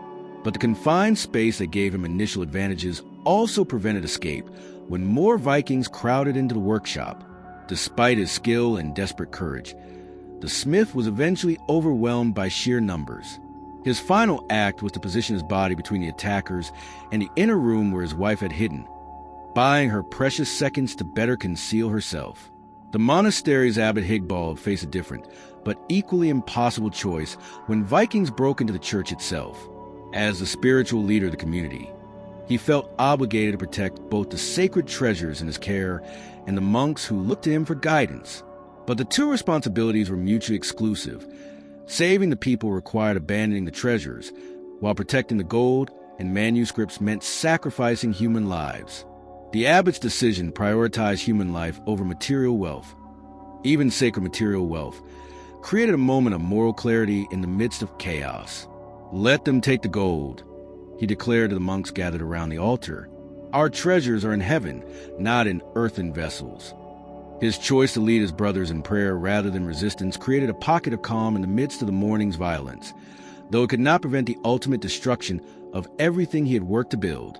Brother Aldred faced perhaps the most personal version of this impossible choice when he discovered his own nephew, young Godwin, hiding in the monastery's chicken coop. The boy had become separated from his family during the initial chaos and had sought refuge in the first hiding place he could find. As Vikings approached the area, Aldr had to decide whether to reveal his own hiding place to save the child, or remain concealed and allow his nephew to face capture alone. The monk's decision to reveal himself and claim the boy as his responsibility saved Godwin's life, but cost his own. The Vikings, impressed by Aldr's courage in protecting the child, spared the boy but killed the monk with a spear thrust through the heart. In his final moments, Aldred had the satisfaction of seeing his nephew led away as a captive rather than killed outright. Not the salvation he had hoped for, but the best outcome possible under the circumstances. The village reeve, Ethelstan, faced a terrible choice between attempting to organize resistance or advising complete surrender. As the closest thing to a military leader the peaceful community possessed, people looked to him for guidance about how to respond to the attack. But organizing resistance would likely result in greater casualties among the villagers, while surrender offered no guarantee that the Vikings would show mercy to those who submitted. Ethelstan's attempt to organize a fighting retreat to the monastery became one of the morning's greatest tragedies. The villagers who rallied to his call were farmers and craftsmen with improvised weapons, facing professional warriors with superior equipment and training. The attempted resistance lasted barely minutes before collapsing into a rout that left more people dead than if they had simply scattered individually from the beginning. The shepherd Leofric faced his impossible choice when he spotted his daughter Elfgifu being dragged toward the Viking ships by two warriors. At 60 years old, he lacked the physical capability to fight trained warriors, but he could potentially create enough of a distraction to allow his daughter to escape. The alternative was to remain hidden and watch helplessly as his child was carried away to slavery or worse. His decision to attempt a rescue with nothing but his shepherd's staff, and his desperation became another of the morning's small heroic moments. Though he succeeded in freeing his daughter from her captors, both father and child were killed moments later by other Vikings who heard the commotion. Yet their deaths were together rather than separated, and Elfgifu was spared whatever fate awaited female captives on the Viking ships. Throughout the village and monastery, similar impossible choices played out dozens of times as ordinary people found themselves forced to make decisions that would have challenged experienced soldiers. Parents chose between saving one child or another. Monks chose between preserving sacred objects or human lives. And individuals chose between the certainty of death in hopeless resistance or the uncertainty of survival through submission. The morning that had begun with the simple choice of which tasks to prioritize in daily work had become a series of life and death decisions that would haunt any survivors for the rest of their lives. The Vikings had brought not just violence to Lindisfarne, but a moral complexity that challenged everything the peaceful community had believed about right and wrong, courage and cowardice, faith and despair. Part 8. The looting and destruction, pillaging of treasures and supplies. With the initial resistance crushed and the surviving population either fled, hidden, or captured, the Vikings turned their attention to the systematic extraction of wealth that was the primary purpose of their raid. What followed was not random pillaging, but a methodical operation conducted by men who perfected the art of identifying, acquiring, and transporting valuable goods through years of experience across the coast of Europe. Ragnar Silverhand, the raid's designated treasure master, approached the monastery's main treasury with the focused intensity of a merchant conducting inventory. His weathered hands, decorated with silver rings taken from previous raids, moved with practiced efficiency as he examined each item for its potential value. The monastery's collection represented 2 centuries of accumulated wealth. Donations from kings, tribute from lesser nobles, and the patient craftsmanship of generations of monks who had poured their artistic skills into creating objects worthy of divine worship. The great gold cross that had stood above the altar since the monastery's founding was among the first treasures to be seized. The cross, nearly 6 feet tall and crafted from sheets of gold beaten over a wooden core, had been decorated with precious gems donated by King Osred himself. Ragnar's experienced eye immediately identified the rubies as genuine stones of exceptional quality, while the sapphires that formed the cross's center bore the deep blue color that commanded premium prices in the markets of Constantinople and Baghdad. The systematic dismantling of the cross required both skill and patience. The Vikings had learned through experience that hasty removal of gems often damaged both the stones and their gold settings, reducing the overall value of the plunder.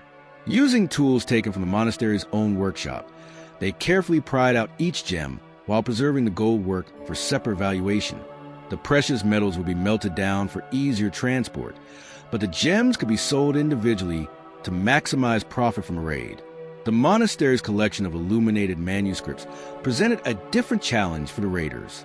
These books, painstakingly created by generations of scribes and illuminators, represented hundreds of thousands of hours of skilled labor. The vellum pages were decorated with gold leaf, silver ink, and pigments made from precious materials, including ground pearls and crushed gems. While the Vikings could not read Latin and had little appreciation for the artistic merit of the illuminations, they recognized the commercial value of materials used in their creation. Brother Eadfrith's masterwork, a complete illuminated gospel book that had taken him 7 years to complete, was systematically destroyed as the raiders extracted its valuable components. The gold leaf was carefully scraped from the pages and collected in leather pouches, while the silver ink was dissolved in acid to recover the metal content. The precious pigments, particularly the ultramarine blue made from crushed lapis lazuli, were scraped away and stored for potential sale to artists in more civilized markets. The monastery's collection of reliquaries provided some of the richest plunder of the entire raid. These containers, designed to hold the physical remains of saints and martyrs, were typically crafted from the finest materials available and decorated with the most skilled craftsmanship the monastery could commission.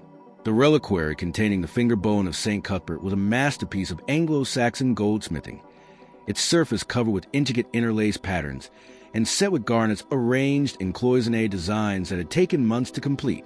Eric the Gold Taker, Ragnar's most trusted lieutenant, handled the reliquaries with the careful attention they deserved as valuable objects, though he showed no reverence for their sacred contents. The bones and cloth fragments that the Christians venerated as holy relics were unceremoniously dumped onto the monastery floor, while the precious containers were evaluated purely for their material worth.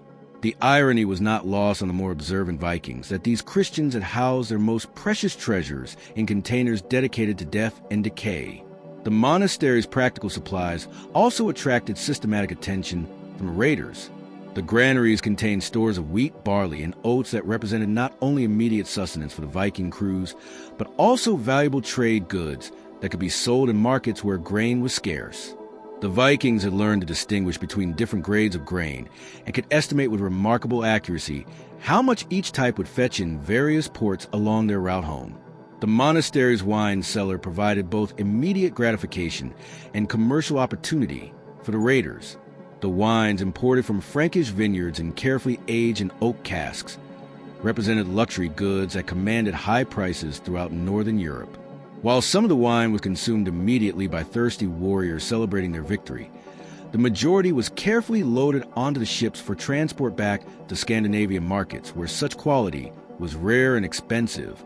The textile workshops attached to the monastery yielded boats of fine linen and woolen cloth that represented months of skilled labor by the community's weavers. The Vikings examined each boat with the expertise of professional traders, testing the quality of the weave and evaluating the fineness of materials. The best pieces would be reserved for trade with wealthy customers, while lower quality cloth would be distributed among the warriors for their own use or given as gifts to strengthen political alliances back home. Destruction of religious symbols. While the extraction of material wealth proceeded with business-like efficiency, the destruction of Christian religious symbols was conducted with a different energy entirely, one that combined practical considerations with religious fervor and cultural contempt. The Vikings were not merely indifferent to Christian beliefs. They were actively hostile to a religion that they viewed as weak, effeminate, and fundamentally opposed to their own warrior values. The great stone cross that stood in the monastery's courtyard became the focus of particular attention from the raiders' destructive efforts. This monument, carved from a single block of local sandstone and decorated with intricate Celtic knotwork, had taken a master craftsman 2 years to complete. The cross bore inscriptions in Latin celebrating the victories of Christ over death and promising eternal life to the faithful, messages that the pagan raiders found both incomprehensible and offensive. Thorwald the hammer-bearer approached the destruction of the stone cross with the methodical intensity he brought to all his work. As the raid's designated destroyer of enemy religious symbols, he carried tools specifically designed for demolishing stone monuments: iron wedges, heavy hammers, and chisels that could split rock along its natural fault lines. The destruction was not random vandalism, but a carefully planned operation designed to ensure that the monument could never be restored or repaired. The work of destruction required both skill and patience. Stone carving that had taken years to create could not be undone in moments, even with the proper tools and techniques. Thorvald began by identifying the stress points in stone where properly placed wedges could create cracks that would spread and ultimately split the monument. Each hammer blow was calculated to maximize the damage while conserving his own energy for the long day's work ahead. The monastery's collection of carved wooden crosses received similar systematic attention from the destroyers.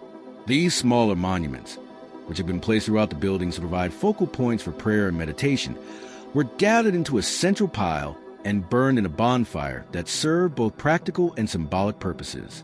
The flames provided light for the raiders' continued work, while sending a clear message about their contempt for Christian symbols. The painted murals that decorated the interior walls of the monastery's church presented a different challenge for the destroyers. These images, depicting scenes from the life of Christ and the martyrdom of various saints, had been painted directly onto the stone walls using techniques that made them difficult to remove completely. The Vikings attacked the murals with knives and axes, scraping away the painted plaster and gouging deep scars into stone beneath. Brother Willibrord's masterpiece, a series of painted panels showing the crucifixion and resurrection, was systematically defaced by warriors who took particular pleasure in destroying images they viewed as both aesthetically offensive and religiously blasphemous. The face of Christ was scratched away with knife points, while the figures of the apostles were covered with crude drawings of pagan symbols that transformed the sacred space into something resembling a heathen temple. The monastery's collection of service books received especially vindictive treatment from the raiders. These volumes, containing the prayers and rituals used in daily worship, represented the intellectual and spiritual heart of the Christian community. The Vikings' destruction of these books was not motivated by their material value. Most contained little gold or silver decoration, but by their symbolic importance as vessels of enemy religious belief. The great psalter that had been used for communal prayers was torn apart page by page, its vellum leaves scattered to the wind or used as kindling for the fires that consumed other religious artifacts. The Book of Gospels that had been read aloud during daily services was defiled with human waste before being burned, a deliberate act of sacrilege designed to demonstrate the Vikings' contempt for Christian sacred texts. The baptismal font, carved from a single block of marble and decorated with scenes of Christ's baptism in the Jordan River, became the target of sustained assault by multiple warriors working in shifts. The marble was too hard to destroy quickly, but the Vikings attacked it with iron tools and controlled fire, heating the stone and then cooling it rapidly to create thermal stress that would eventually crack the monument. Capture of prisoners for slavery. The systematic capture and evaluation of prisoners for the slave trade represented perhaps the most coldly calculating aspect of the entire raid. The Vikings approached human trafficking with the same professional expertise they brought to other forms of commerce, evaluating potential slaves for their market value and selecting those most likely to survive the journey home and command good prices in Scandinavian markets. Bjorn the Slaver, whose expertise in human cargo had made him wealthy across 3 decades of raiding, moved through the captured prisoners with the practiced eye of a livestock trader. His evaluation criteria were based on hard experience with what sold well in Northern European slave markets: youth, health, useful skills, and the physical attractiveness that commanded premium prices from wealthy buyers seeking household servants or concubines. The young women of the village received particularly careful scrutiny from Bjorn's assessment.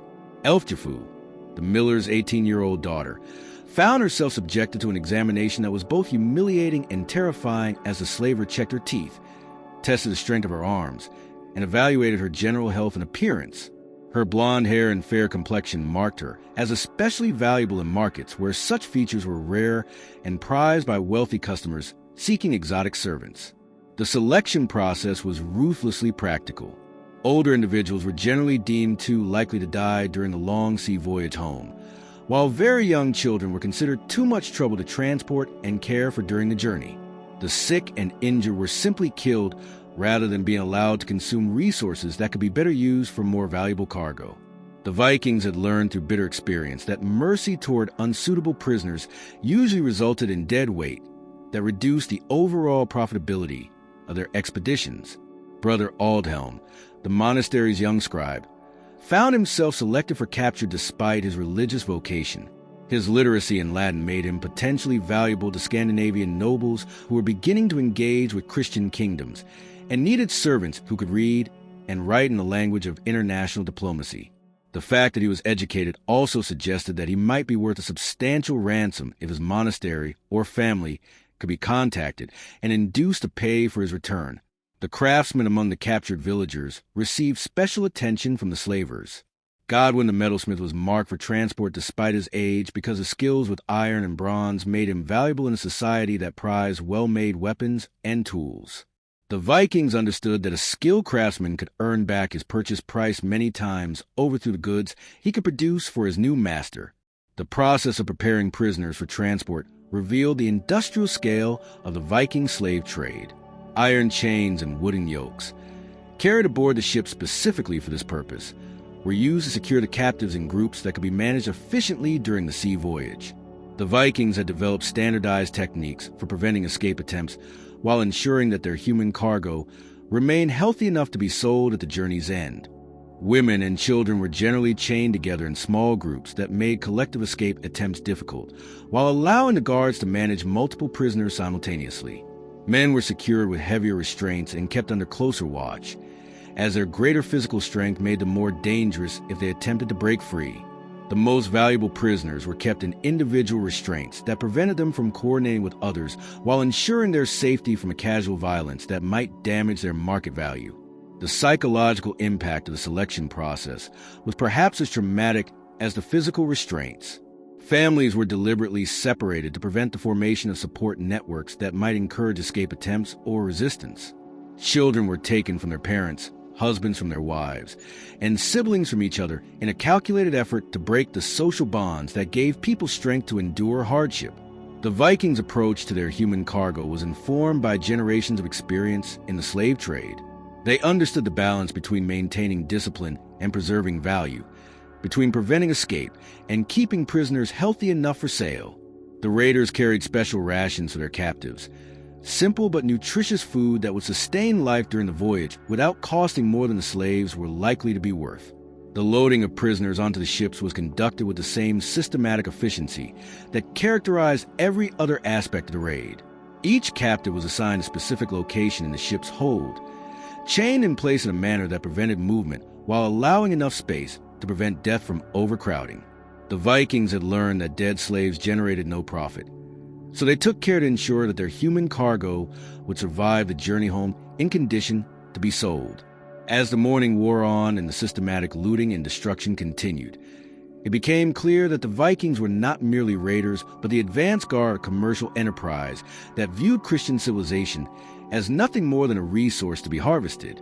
The treasures, symbols, and people in Lindisfarne were being processed with the cold efficiency of men who had turned violence into a profitable business model that would reshape the medieval world. Part 9. The Silence After Storm. The Vikings leaving as quickly as they arrived. The departure of the Viking raiders was as sudden and dramatic as their arrival had been, but where their coming had been heralded by war cries and the thunder of weapons, their leaving was marked by an eerie efficiency that spoke to their professional experience with such operations.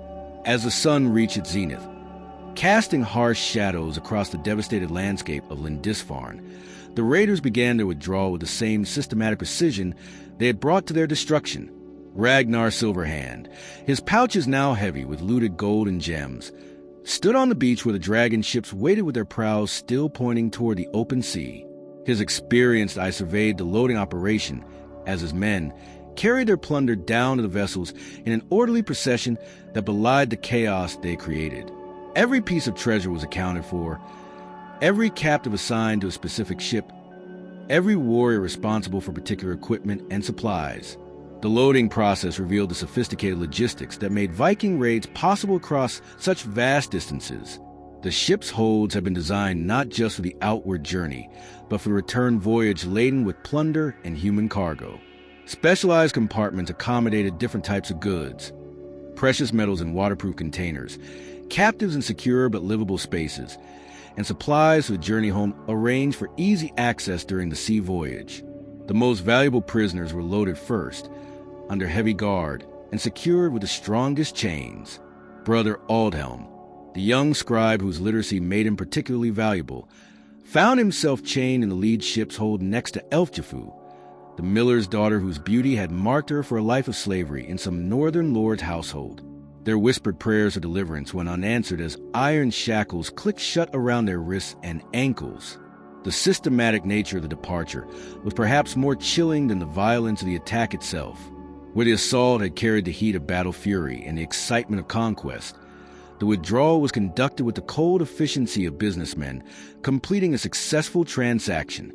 The Vikings showed no more emotion while loading their stolen goods than merchants might display while inventorying legitimate purchases at a market fair. Eric the Gold Taker supervised the loading of the monastery's treasures with particular care, ensuring that the most valuable items were secured against the rough seas ahead. The great gold cross, now broken into manageable pieces, was wrapped in stolen liturgical cloths and packed in wooden boxes that were protected during the journey. The precious gems, sorted by type and quality, were distributed among multiple ships to minimize losses if any single vessel was lost to storms or enemy action. The Vikings' departure was timed to take advantage of the changing tide, demonstrating their sophisticated understanding of coastal navigation. As the water level rose, the dragon ships that had been beached during the assault began to float free, their shallow drafts allowing them to operate in waters that would ground deeper vessels. The raiders used long poles to push their ships away from shore, a technique that required coordination and experience, but allowed for rapid departure when circumstances demanded it. The last Vikings to board their ships were the scouts and rear guards who had been watching for any organized response from the mainland. These warriors withdrew in good order, covering each other's movement and ensuring that no enemies could interfere with the departure. Their disciplined retreat spoke to military training, an experience that went far beyond the capabilities of simple pirates or opportunistic raiders. As the ships cleared the shallow water around Lindisfarne, their crews deployed oars with the same rhythmic precision that had marked their arrival. The sound of synchronized rowing, which had seemed so ominous in the morning darkness, now served as a funeral dirge to the destroyed community. Each stroke of the oars carried the raiders and their stolen wealth further from the scene of their crime, moving them toward home waters where they would be celebrated as successful warriors rather than condemned as murderers and thieves. The dragon heads that had seemed so menacing when approaching the shore now appeared almost mocking as they turned away from Lindisfarne. The carved beasts that had brought terror to a peaceful Christian community were now laden with the spoils of that terror, their holds full of gold, silver, and human misery. The morning sun, which had risen on a thriving monastery and village, now illuminated their departure with a light that seemed harsh and unforgiving. What remains of the village? Smoldering ruins. The landscape that the Vikings left behind bore little resemblance to the peaceful community that had awakened to morning prayers only hours before. Where once there had been a thriving village and monastery representing centuries of accumulated civilization, now there remained only smoldering ruins that spoke of violence, destruction, and fragility of human achievement in the face of organized brutality. The monastery church, which had been the spiritual heart of the community for over a century, stood as a hollow shell against the afternoon sky. Its wooden roof had collapsed into nave, creating a tangle of charred beams and smoldering thatch that continued to send spirals of smoke into the clear air. The stone walls remained standing, but they were blackened with soot and scarred by the axes and hammers of men who had taken particular pleasure in defacing Christian symbols. The great altar, where generations of monks had celebrated daily mass and pilgrims had come to venerate sacred relics, was now a broken pile of stone slabs covered with ash and debris. The golden vessels that had once held consecrated wine and bread had been carried away, leaving only scattered fragments of broken pottery and twisted pieces of iron that had once been part of the church's furnishings. The sacred space that had resonated with centuries of prayer and worship now echoed only with the occasional crash of falling timbers as the fire completed its destructive work. The village houses told their own stories of systematic destruction and personal tragedy. The baker's house, where fresh bread had been rising when the attack began, was now nothing more than a foundation filled with ash and the twisted remains of his ovens. The iron tools of his trade, kneading bowls, measuring cups, and bread paddles, lay scattered and bent among the ruins, transformed from instruments of sustenance into relics of a way of life that had been violently ended. The blacksmith's workshop, which had been the center of the village's metalworking industry, presented a particularly tragic sight. Wolfric's forge, where he had created tools and weapons for the entire community, had been deliberately destroyed by men who understood the strategic importance of eliminating the islanders' capacity to make and repair essential equipment. The anvil that had been the centerpiece of his workshop had been thrown into the harbor, while his carefully maintained collection of hammers and tongs lay broken and scattered across the floor. The weaver's workshop, where Eldriff the Elder had created the fine textiles that were traded throughout Northumbria, was marked only by the stone foundation and the skeletal remains of her wooden looms. The yarns and partially completed cloth that had represented months of skilled labor were now nothing but ash scattered by the afternoon breeze. The spinning wheels and other tools of her trade had been broken apart and burned, ensuring that even if she had survived the attack, she would have no means of resuming her craft. The village well, which had been the social center, where women gathered each morning to draw water and share news, was now choked with debris and contaminated with the ash and blood of the morning's violence. The wooden frame that had supported the rope and bucket system lay in splintered pieces around the stone-lined opening, while the bucket itself had been carried away by raiders who found use for any container that could hold water or other liquids during their sea voyage home. The fields surrounding the village presented their own testimony to the thoroughness of the destruction. Crops that had been approaching harvest were trampled into muddy ruin by the passage of armed men and the hooves of horses. Fruit trees that had taken decades to mature were hacked down and burned. They were added to the fires that consumed the village's buildings. Vegetable gardens that had provided sustenance for families were torn up and scattered, their careful organization destroyed by men who understood that preventing recovery was as important as taking immediate plunder. The monastery scriptorium, where generations of monks had created illuminated manuscripts that were treasured throughout the Christian world, was now an empty shelf filled with the ashes of burned books and the scattered remains of writing materials.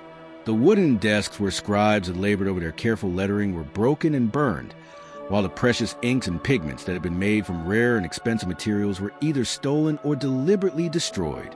The loss represented not just material damage, but the elimination of irreplaceable cultural treasures that had taken centuries to create.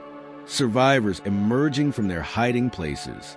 As the sound of Viking oars faded into the distance and the immediate danger of discovery passed, the survivors of Lindis Farm began the terrifying process of emerging from their hiding places to confront the full scope of the disaster that had befallen their community. Each survivor faced a dual trauma of discovering the extent of the destruction, while simultaneously learning the fate of family members, friends, and neighbors who might not have been as fortunate in finding safety. Brother Oswain was among the first to emerge from concealment, crawling out from behind the false wall in the scriptorium where he had remained hidden throughout the attack. The monk's first sight upon emerging was the destroyed library that had been his life's work. Scattered pages from precious manuscripts carpeted the floor like fallen leaves, while the empty shelves stood as mute testimony to the centuries of learning that had been lost in a few hours of systematic destruction.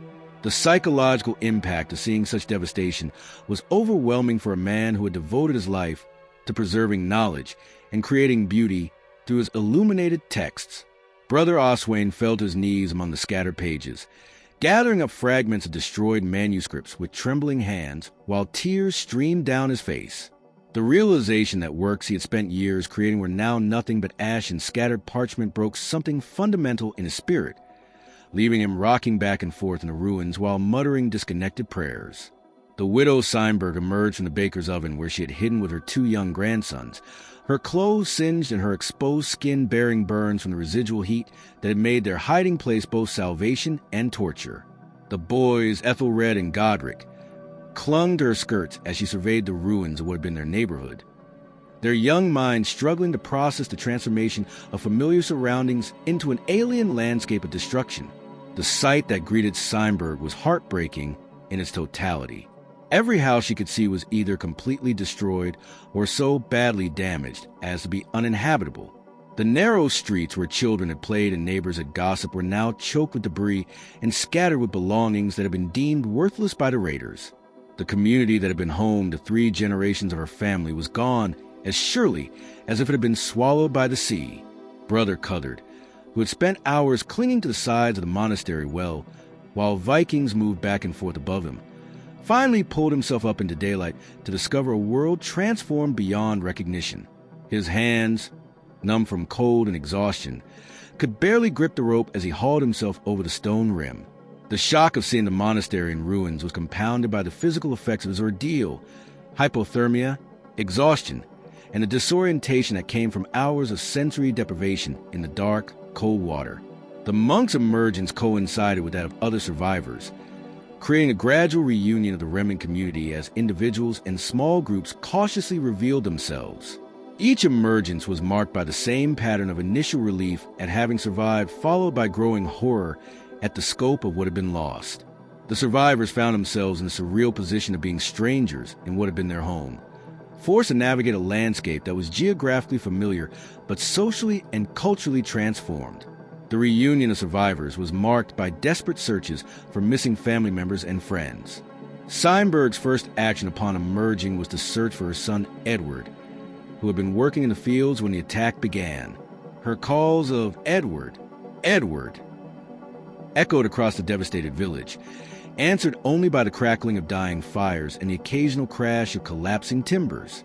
The silence that greeted her increasingly frantic calls spoke more eloquently than words about the fate of those who had not found adequate hiding places.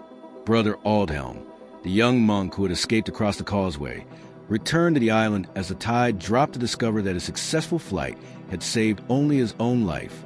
The sight of his dead brother scattered around the monastery grounds filled him with survivor's guilt that would plague him for the rest of his days.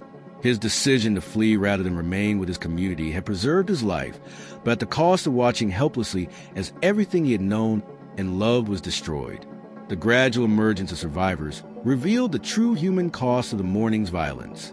Families that had been intact at dawn were now scattered or destroyed, with parents mourning children and children orphaned by violence they could not comprehend. The social fabric that had held the community together for generations was torn beyond repair, leaving individuals isolated in their grief and trauma. The physical condition of the survivors reflected the trauma they had endured. Many bore injuries from falling debris or burns from fires that had consumed their homes. Others showed the effects of prolonged stress and terror: shaking hands, vacant stares, and the kind of exhaustion that sleep could not cure. All carried the psychological wounds that would mark them for life. The knowledge that their peaceful world could be shattered in a morning by strangers who showed no mercy and respected nothing they held sacred. As afternoon shadows lengthened across the ruins of Lindisfarne, the full scope of the catastrophe became clear to the day's survivors. The community that had awakened to another ordinary day in service to God and neighbor was gone forever, replaced by a wasteland that bore witness to humanity's capacity for organized destruction. The silence after the storm was more than just the absence of Viking war cries. It was a silence of a way of life that had been extinguished as surely as the fires that now smoldered among the ruins. Part 10, The Permanent Scars. The smoke had cleared, the screams had faded, and the long ships had disappeared beyond the horizon. But for those who survived Viking raids, the terror was far from over. The physical wounds would heal with time, but the psychological scars ran deeper than any sword cut, embedding themselves in the very fabric of communities and shaping generations to come. The aftermath of a Viking raid was not merely about counting the dead and rebuilding structures. It was about confronting a trauma so profound that it would fundamentally alter how entire societies understood safety, trust, and their place in an increasingly dangerous world. The lasting trauma of the survivors, the weight of survival. Those who lived through Viking raids carried invisible wounds that manifested in ways their medieval world had no language to describe.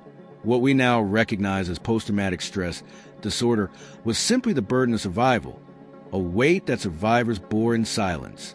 The lucky ones who had hidden successfully in root cellars, dense forests, or behind false walls often found that their salvation came with its own curse, the crushing guilt of having survived while others perished. Brother Aldrich of Lindisfarne, one of the few monks to survive the 793 raid, wrote years later of dreams that haunted him nightly. "I see still the faces of my brothers as the Northmen dragged them from the altar," he recorded in trembling script. "I hear their prayers turn to screams, and I wake clutching my blankets as if they were the stones of my hiding place." His account reveals a profound psychological impact that extended far beyond the immediate horror of the raids themselves. Survivors often exhibited what medieval chroniclers described as melancholia or soul sickness, conditions that left them unable to find joy in daily life. startling at unexpected sounds and withdrawing from human contact. Women who had witnessed the brutal treatment of their daughters or sisters frequently refused to speak for months or even years afterward. Children who had seen their parents killed before their eyes grew into adults who could never fully trust in the safety of their surroundings. The broken bonds of community. Viking raids didn't just destroy buildings and claim lives. They shattered the intricate web of relationships that held medieval communities together. In societies where mutual obligation and collective responsibility were the foundations of survival, the psychological aftermath of raids created rifts that proved as destructive as the initial assault. Guilt became a constant companion for many survivors. Those who had fled while neighbors fought felt the weight of perceived cowardice. Parents who had saved their own children while watching others perish struggled with the moral complexity of survival.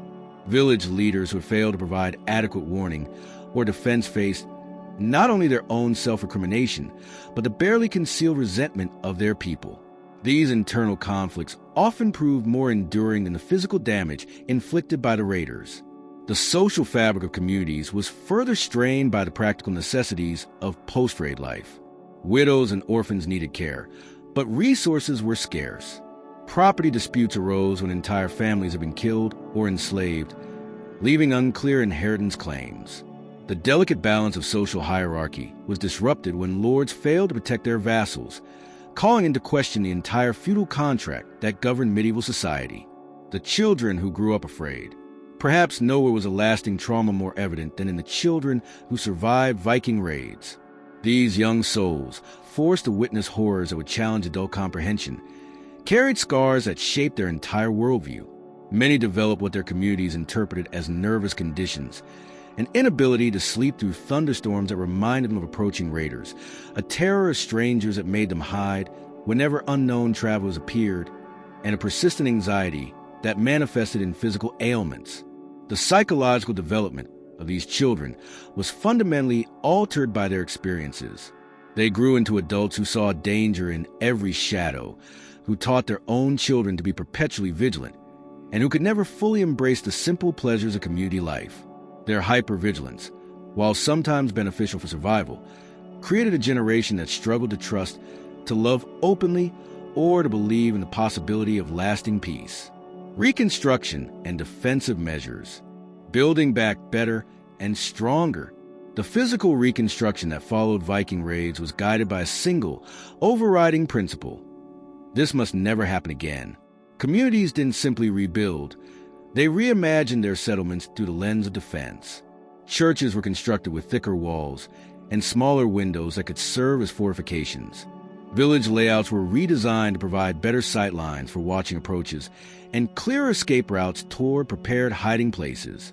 The monastery of Iona, repeatedly struck by Viking raids throughout the early 9th century, exemplifies this transformation. After each attack, the monks rebuilt with increasingly sophisticated defensive considerations. They constructed underground chambers for hiding their most precious manuscripts and relics, developed elaborate early warning systems involving smoke signals to nearby communities, and even trained a core group of younger monks in basic combat skills, a radical departure from their pacifist traditions. Coastal communities developed particularly innovative defensive measures. Watchtowers were erected on prominent headlands, manned by dedicated sentries whose sole responsibility was scanning the horizon for the distinctive silhouettes of longships. These towers were equipped with signal fires that could relay warnings across dozens of miles in a matter of hours, creating networks of communication that spanned entire coastlines. The rise of fortified communities. The terror of Viking raids accelerated the development of fortified settlements across Europe. What had once been open villages with scattered farmsteads became concentrated communities surrounded by walls, ditches, and other defensive works. The Basystem in Anglo-Saxon England, the castrum networks in Frankish territories, and similar fortification programs elsewhere all owe their urgency to the Viking threat. These fortifications represented more than military engineering. They embodied a fundamental shift in how communities understood their relationship with the outside world. The walls that protected also isolated, creating a siege mentality that affected everything from trade relationships to cultural exchange. The psychological impact of living behind walls, always prepared for attack, created communities that were simultaneously more cohesive internally and more suspicious of outsiders. The economic burden of these defensive measures was enormous. Communities had to divert resources from productive activities to construct and maintain fortifications.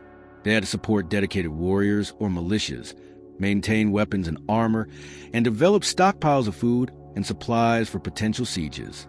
This militarization of society had profound social consequences, elevating the status of warriors and military leaders while sometimes diminishing the influence of traditional civilian authorities. The evolution of military tactics. The challenge of defending against Viking raids forced rapid innovation in military tactics and organization. The traditional heavy cavalry that dominated European warfare was ill-suited to respond to the lightning-fast strikes of Viking raiders. New tactical approaches emerged that emphasized speed, flexibility, and coordinated response across wide areas.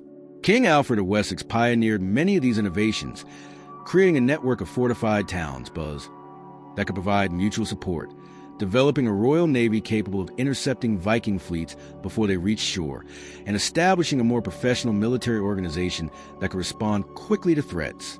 These reforms required not just military innovation but social transformation, as communities had to accept new forms of taxation, military service, and royal authority. The psychological dimension of these military innovations was equally important. Training programs that prepared civilians for raid scenarios helped communities feel more prepared and less helpless. Drill exercises that practice evacuation procedures and defensive tactics served both practical and psychological functions, giving people a sense of agency in the face of seemingly unstoppable threats. How these raids shaped the perception of Vikings in history. The creation of a mythic enemy. The trauma inflicted by Viking raids created a cultural narrative that would persist for centuries, shaping how Western civilization understood both its own identity and the nature of external threats. In the immediate aftermath of raids, surviving chroniclers, primarily monks and clerics who had witnessed the destruction of their communities, began constructing a mythic image of Vikings that emphasized their superhuman ferocity, their contempt for Christian civilization, and their role as agents of divine punishment or demonic evil. These early accounts, written by traumatized survivors for audiences who shared their terror, created a literary tradition that emphasized the most horrific aspects of Viking raids while often overlooking their more complex motivations and methods. The Viking became an archetypal figure representing chaos, barbarism, and the constant threat of civilization's collapse. This mythic construction served important psychological functions for traumatized communities, providing a framework for understanding their suffering and a clear enemy against which to define their own identity. The religious interpretation of Viking raids as divine punishment for sin created another layer of mythic meaning. Chroniclers like Alcuin interpret the sack of Lindisfarne as God's judgment on a sinful world, writing, "Never before has such terror appeared in Britain as we have now suffered from a pagan race." This theological framework transformed Vikings from merely dangerous enemies into cosmic forces of divine wrath, elevating their raids from criminal acts to apocalyptic events. The long shadow of fear. The psychological impact of Viking raids extended far beyond the immediate victims, creating cultural anxieties that persisted long after the Viking Age had ended. The fear of sudden, devastating attack from the sea became embedded in the collective consciousness of coastal European communities. This anxiety influenced everything from settlement patterns to religious practices, creating a cultural predisposition toward defensive thinking that would shape European responses to later threats. The trauma of Viking raids contributed to the development of what historian Patrick Geary has called a culture of fear in early medieval Europe. This culture was characterized by an expectation of sudden violence, a deep suspicion of strangers, and a pessimistic worldview that saw civilization as constantly threatened by barbaric forces. These attitudes would influence European responses to later waves of invasion and migration, from the Mongols to the Ottoman Turks, creating patterns of reaction that often emphasize defensive isolation over diplomatic engagement. The literary and artistic traditions that emerged from this trauma created enduring stereotypes about Nordic peoples that would persist well into the modern era. The image of the bloodthirsty Viking berserker, the savage Norseman contemptuous of civilization, and the piratical raider motivated purely by greed and violence became fixed elements in European cultural imagination. These stereotypes would later be both romanticized and demonized in various ways, but their roots lay in the genuine terror experienced by raid survivors. The historical legacy. The permanent scars left by Viking raids fundamentally altered the trajectory of European development. The defensive measures adopted in response to Viking threats accelerated the development of feudalism, centralized monarchies, and military technologies. The psychological trauma of raids influenced religious thought, contributing to more militaristic interpretations of Christianity and the development of concepts like holy war and crusade. Perhaps most significantly, the experience of Viking raids helped forge a sense of European identity defined in opposition to external threats. The shared trauma of communities from Ireland to Constantinople created common ground for cultural and political cooperation. The Viking raids, paradoxically, contribute to the very European unity that would eventually enable the continent's expansion and colonization of other regions. The scars left by these raids remain visible in European consciousness for centuries, influencing everything from castle architecture to national mythologies. They create a template for understanding external threats that will be applied to subsequent waves of invasion and migration. The Viking raids thus left a legacy that extended far beyond their immediate historical period, shaping fundamental aspects of how European civilization understood itself and its relationship with the wider world. The permanent scars of Viking raids serve as a powerful reminder of how traumatic events can reshape entire civilizations. The terror experienced by individual survivors became embedded in cultural memory, influencing law, architecture, military organization, and social structure for generations. Understanding these lasting impacts helps us appreciate not just the immediate horror of Viking raids, but their profound role in shaping the medieval world and, ultimately, the foundations of modern European civilization.